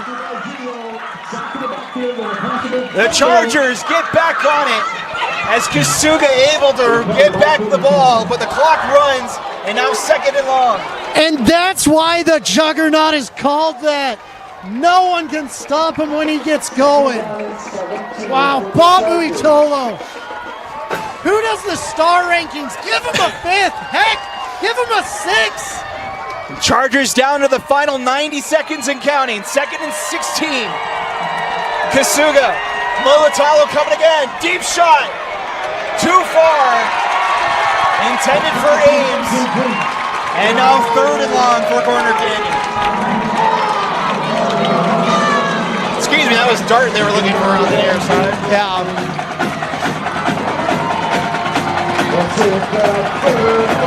4-down territory here for the Chargers. Everyone rising to their feet on the Lone Peak side. That's a big 3rd down upcoming. Play clock down to 10. The Chargers don't want to take a delay of game. They don't want to burn the final timeout either. Play clock down to 3. 2, 1, 0. Play clock hits 0. They get the flat. They get the play off. Over the middle, Scott Meza near the 1st down marker. Wow. That He's clock right was at the line. I think he's a yard short. It's still 4th down. Clock's running. 1 minute to go. 4th down. They're bringing in their heavy package. Got Paxton. Finau comes in, the heavy package, 4th and short, under a minute to go. Confusion for the Chargers. Handoff, and he's got the 1st down. Timeout by Lone Peak before he got it, though.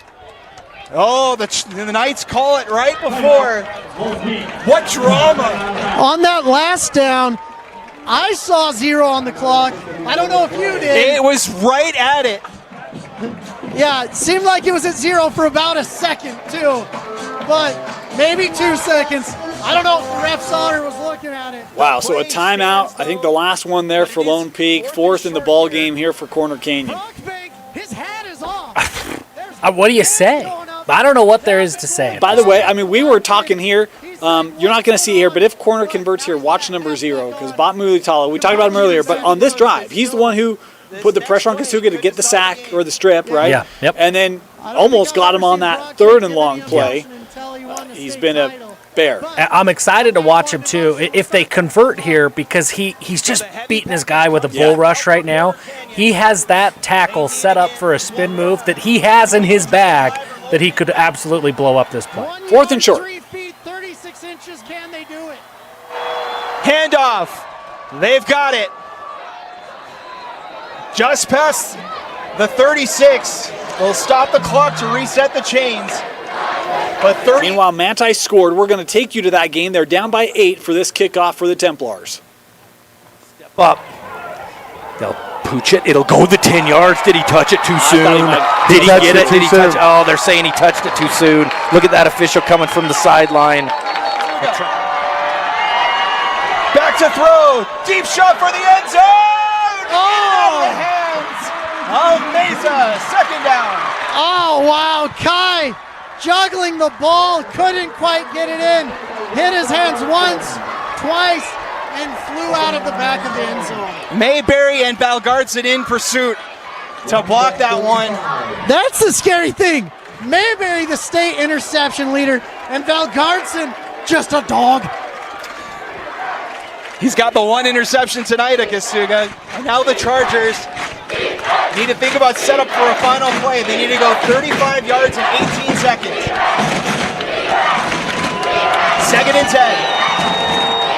Kasuga steps up, throws, looking for Lee. Whoa. Incomplete. No flags either. Mayberry and Goff this time in pass coverage, and 11 seconds remain. What's crazy is every time you see a white jersey in the end zone, he's surrounded by 3 Golden Knights.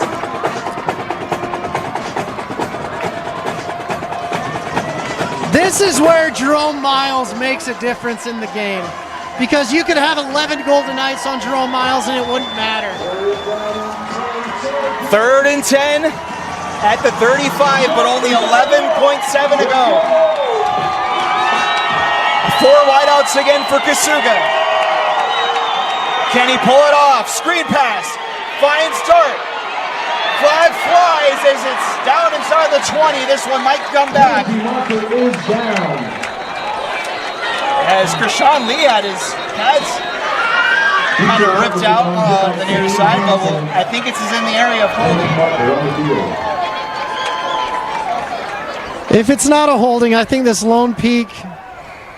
We'll see. I think everyone's going to lose their mind on this side of the field if it's not holding.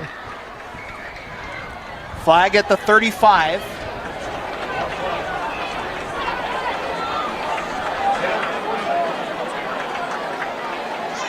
And we'll wait to see. It's a hold on Corner Canyon. And that'll back the Chargers up to the 45, and it's down to one final play, Moose. 4 seconds left. Ooh. So Helaman has the arm to get it in, and he has the wind as well. But you have the juggernaut on the other side. You've got Jashawn Mayberry, and you've got Wesley Valgardson. You're going to have to throw this up and pray that Mayberry doesn't end up with the ball in his hands. Kasuga does have the wind at his back for this throw. It's going to be from the 45-yard line. And we are 4.6 seconds away from an instant classic finish here at Lone Peak. We're already there. It's been a fun one. So glad you guys could join us for this one. As Corner Canyon coming into tonight, 14 straight wins against in-state opponents. The last time the Chargers have lost to a team in the state of Utah was the 2022 6A championship game that Skyridge won. That's the last time that the Chargers have lost to an in-state team. Had to think about that one for a second. They do have 2 losses in that span, but both to Bishop Gorman. The past 2 seasons. And it's crazy. Corner Canyon ranked 6th in the country right now. On the ropes. It's been a fun battle all night long. The whole sideline. The students are ready to storm the field if the Knights can hold. One final play. Kasuga, pressure coming. Down he goes! Tag Sundel seals it for the Knights. And Lone Peak gets the upset win.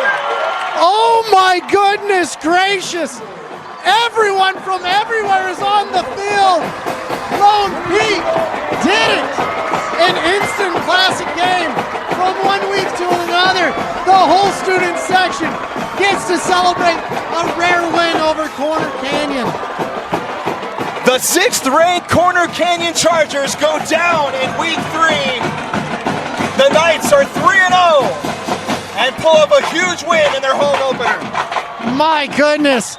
First time playing at home. They had a bunch of new faces. They had Bear Tenney, Tony Wheeler.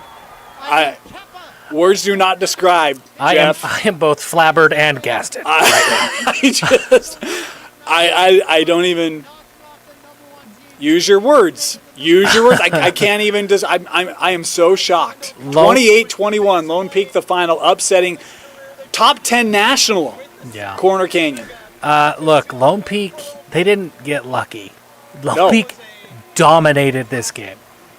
I mean, Corner had a chance there at the end, but at the line of scrimmage on both sides of the ball, from the time this game kicked off, Lone Peak dominated this game. It could have been, they had a turnover on downs on Corner side of the field. They had a fumble inside the 5-yard line. Yep. I mean, this could have potentially been 42. I mean, this Lone Peak team won in every facet of the game. 4th and the game, and Manti defense gets a stop. It's 28-20. That was a 4th down stop. The Manti offense will come out with about a minute left and a chance to go down to try to tie this game. We will come back and talk a lot more about that Lone Peak game. There's a lot to talk about with that. Obviously the injuries, but to your point, that game was won up front. And even when Corners we'll come back and talk about that. We're not going to do that now. Alta, West Jordan with a 10-point lead. The Jags in victory formation. It looks like West Jordan will defeat Alta on this Friday night, coming back from what was a 21-3 deficit. That game will be 31-21. West Jordan with the win. Also earlier, Orem walked off against Farmington 26-21. Out to Manti for the final minute. Starkweather calls this for one. it. Rolls right. Looking down the field. Throwing down the field. Trevor fouls just over his head. Incomplete. That was a textbook throw, too. Starkweather is just, it was within inches. Good job on the offensive line to be able to give Starkweather what he needs. Oh, baby. The defensive line just trying to make sure to contain Starkweather. And with an incomplete pass, of course, brings up a stop clock. We got Manti huddling up with 15 on the play clock. Yeah, clock stopped. Under a minute left. Boy, that pass was just out over the fingertips of Trevor Fowles. It was beautiful. Just not quite there. Second down now. Little reverse action. Gives it back to Starkweather. Starkweather will throw it down the field and a little bit too tall that time for Isaac Crowther. Had some blockers down the field. Yeah, a little Trick trickeration play. where you get, it's a screen pass because you got Lyman out there to block for him. Oh, boy, He's got to catch it behind the line of scrimmage with how the linemen were advancing. And it's still an incomplete pass, but now you've got 3rd and 10. You've got 2 plays to get a first down and 52 seconds to get a touchdown. Got to get just past midfield, do the Templars. Mason Starkweather and Talapapa in the backfield. Twins right and left for the Templars. Starkweather drops to pass. He's hurried. He completes it to Jaden Henningsen.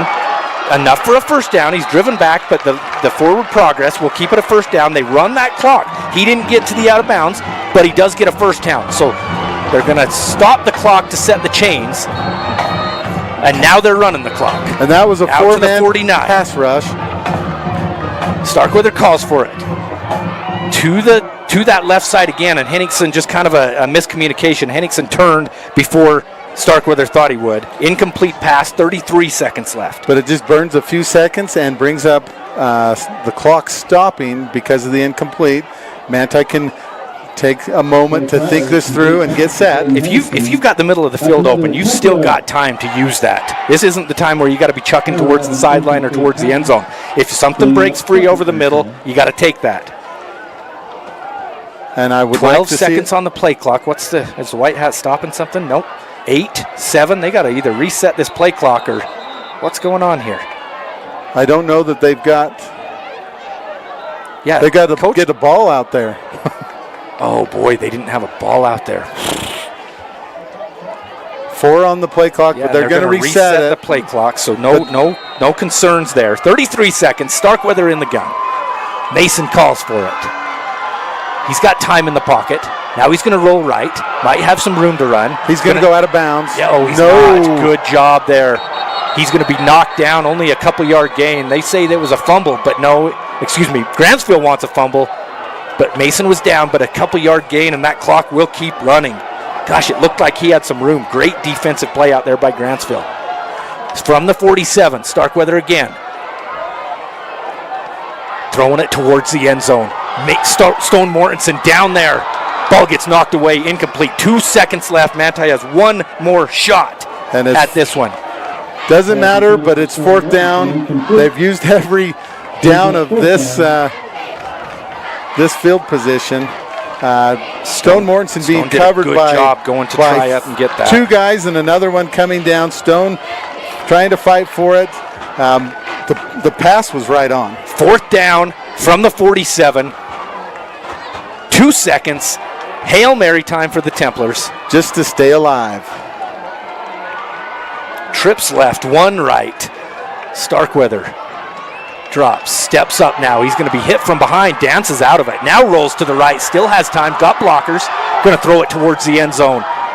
Stone Mortensen goes up, tipped away by Grantsville. That'll be your final score. 28-20. Grantsville comes away with a victory over the Templars in Manti. All right, so how about Grantsville? On the road, they had a big lead. Manti trying to fight back, and Grantsville able to hold on. Big win for Grantsville. Big win for Grantsville. Yeah, I mean, they lose week 1. I think they lost to Beaver, win last week, and a big win here on the road this week. Yeah. Look, Van Vliet Industries for Grantsville successful and helping them get a big road win. So nice win there, holding on for the Cowboys as they'll improve to 2-1 on the season. What a night, Dan. Well, holy where cow. should we start? I'll tell you where. Clearfield gets a big win over Jordan, 40-23 for the first time in a few years. My Falcons are in the win column.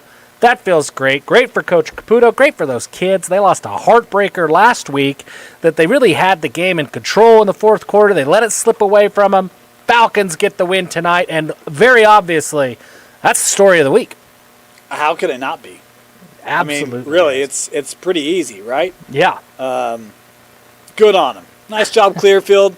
Always great to see those programs, start to get some traction. Nice win tonight for the Falcons. Other games, let's go through it. There will be plenty of time for us to talk about Corner Canyon, Lone Peak. Obviously, I think the whole state probably in shock tonight. And, of course, the maroon and gold feeling good down in Alpine, Highland area of Utah County tonight. Let's catch up.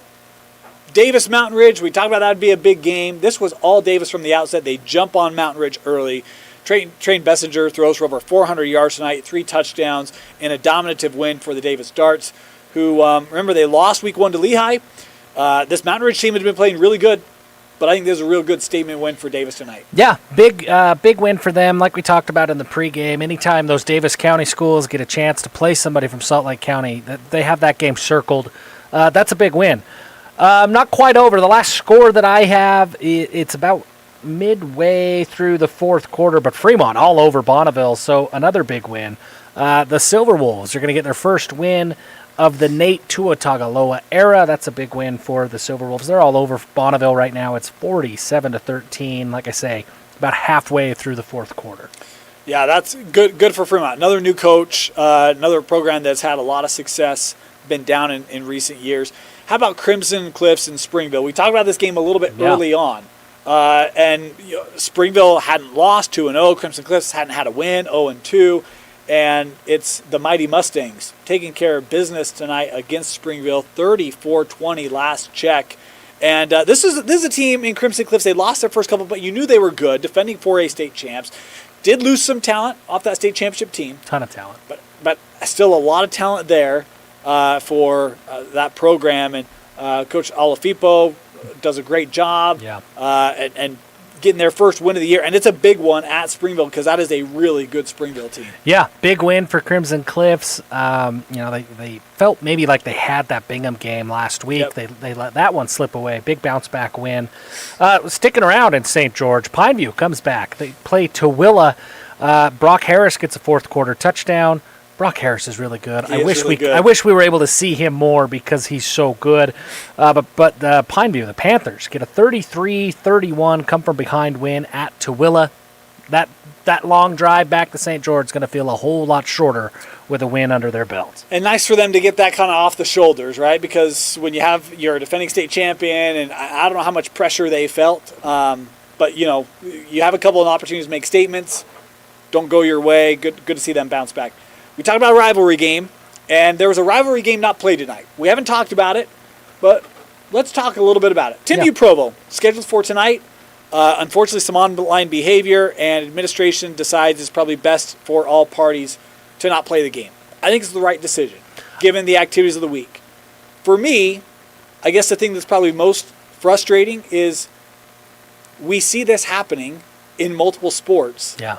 And while I get we're passionate and there's a lot of pride and there's a lot of excitement, how do we as a Utah sports community dial in our passions appropriately?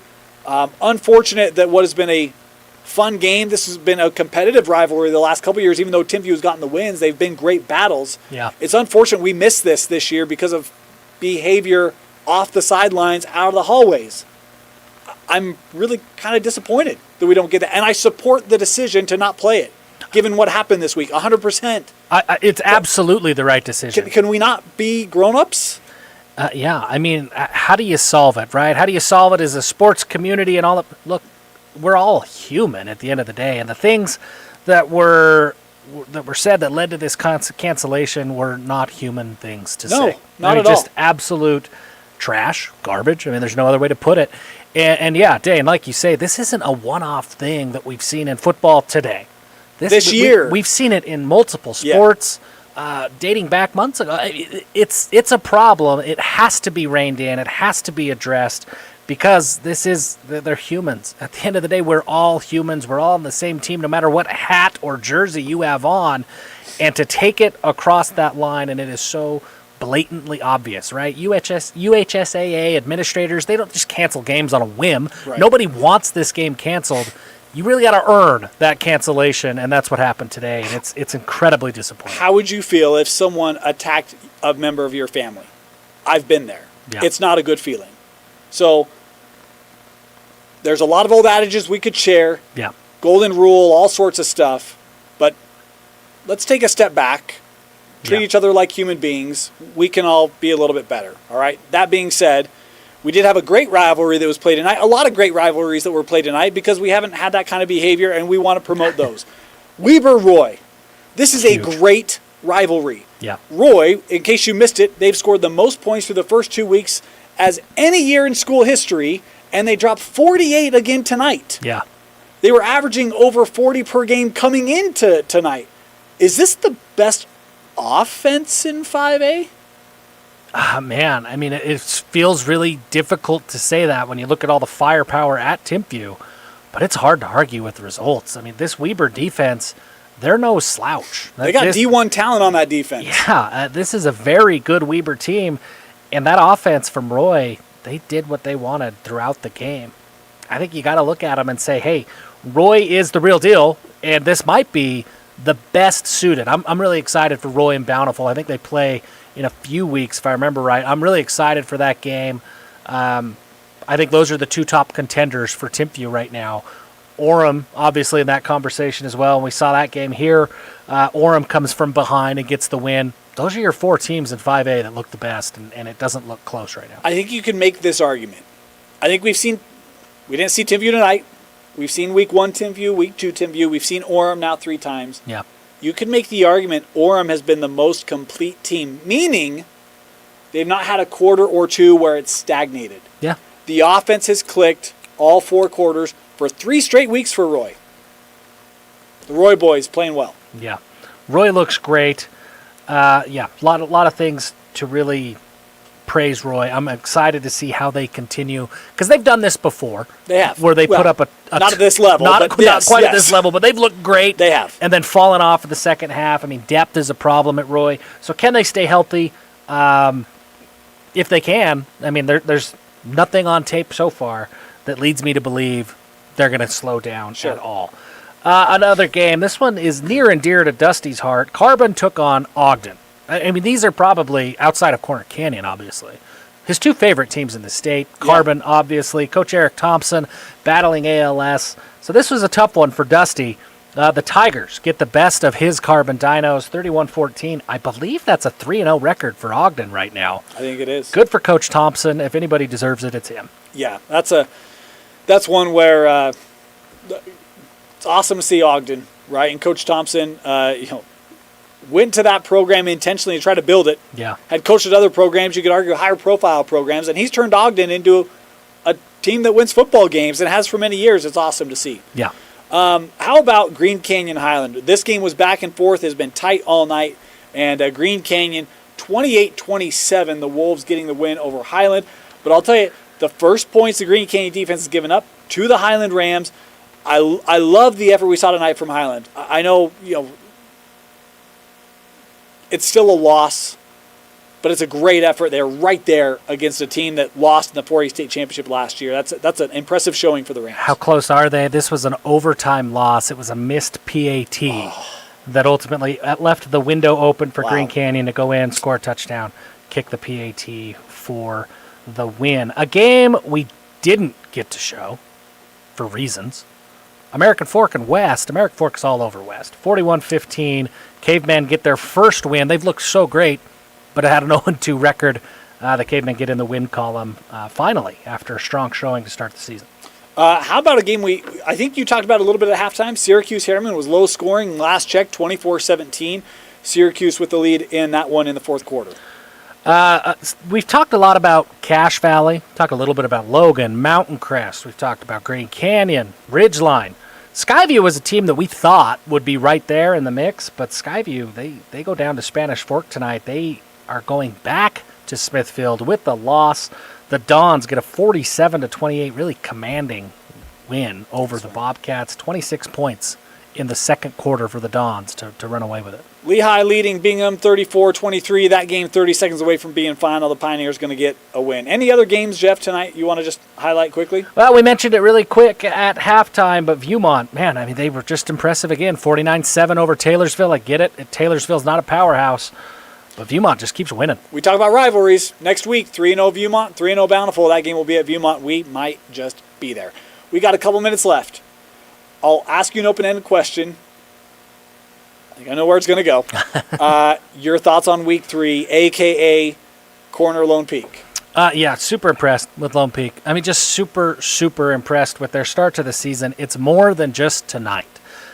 We've got to start learning to respect the way that they play at the line of scrimmage. When they played Timpview, I mean, we talked about it, Dan, that it was like, oh, if they have an advantage, it's at the line of scrimmage. And they went and they dominated at the line of scrimmage in that game. They take on Corner Canyon. That IMG couldn't figure out what to do with Corner Canyon. I get it. There's been some injuries and things. But IMG couldn't figure it out. But that Lone Peak line of scrimmage on both sides of the ball, it's more than just Bot Mulitalo, who we talked about a bunch. But Jared Smith, Austin Pay on the offensive side, that is a dominating group on both sides of the ball. They've beaten, the 5A favorite and the 6A favorite now. Like, they got to be the top dog in the state at this point, and it's because of the way they play at the line of scrimmage. They do enough everywhere else, but it all starts up front. Here's the thing for me. Why is it so hard to go undefeated? Because at the end of the day, it's still 15, 16, 17-year-olds with lives outside of the football field. Right. They don't spend 40 hours a week in practice and in film sessions. They have very limited time. Yeah. And with everything else going on in all these young men's lives, it's hard to be able to do that consistently week after week. And when you lose your starting tailback last week and you lose your 5-star guy in the first quarter of this week, you want to know the difference in this game? 21 points scored by Lone Peak in the second quarter. You have a blip where you lose focus and a game gets away from you and you don't have enough time to come back. Yeah. And ultimately, I still think Corner Canyon is probably the best team. Now, depending on the injuries of Brady and Miles, they may not have as much top-end talent as they did coming into the year. And that may even the playing field in 6A a little bit. If they were to play again, I'd still probably lead in Corner. Yeah. But you have to play a full game. And I think the lesson Corner learns tonight is, guys, we still have plenty of talent to win a state championship and to win Region 2. And to hit everything that we wanted to accomplish this year. But you got to focus and you got to bring it. Cannot have off quarters. Yeah. Cannot have off drives. And sometimes, while people argue there is no such thing as good loss, when you come off a win beating IMG, this is a great way to say, guys, that doesn't mean anything. That's in the past. Yeah. Yeah, I think so. That no coach wants to lose, but this could be the best outcome for Coach Kerr. I mean, honestly, an early season loss to regroup, rally his troops, because they were flying on cloud 9 coming off of last week. And let's look at Region 2. Mountain Ridge lost tonight. Bingham lost tonight. Harriman lost tonight. Right. What's their competition ahead of them? Yeah. This might have been one of the few chances to learn that lesson before it's too late. Yeah. So, but look, it's Lone Peak's night. And I don't say that take away from Lone Peak. They played a heck of a game. They had a great game plan. They took advantage of their opportunities. They stymied Corner Canyon's offense. They ran the football when they needed to. Yep. And they get a big win. From the opening kick, man. I mean, they dominated from the opening kick. It's Lone Peak's night. They deserve all the credit for this one. Corner Canyon didn't lose this game. Lone Peak went out and they won that game. I mean, and they dominated from the very beginning. Like I say, Bot Mulitalo is a game changer. Every single play, he's a game changer. Really exciting to watch. Worth watching. Go check out Bot Mulitalo. There's players on both sides. Krishan Lee, obviously. There's a lot of Helaman Kasuga. There's a lot of players on both these two teams. Bot's a kid, doesn't get talked about. He was a difference maker tonight. He was an absolute stud. So, fun week. I mean, who would have thought a week after beating IMG we'd be looking at Corner Canyon with a loss? I'm still shocked.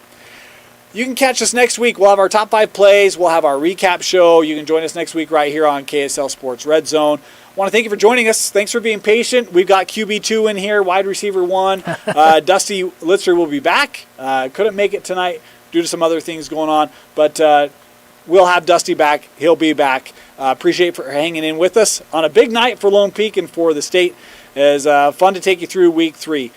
Thanks for joining us. For Jeff Hansen, Vince Francis, everyone here at KSL Sports, thanks for joining us on the Red Zone, and we'll see you next week right here on KSL Sports Red Zone.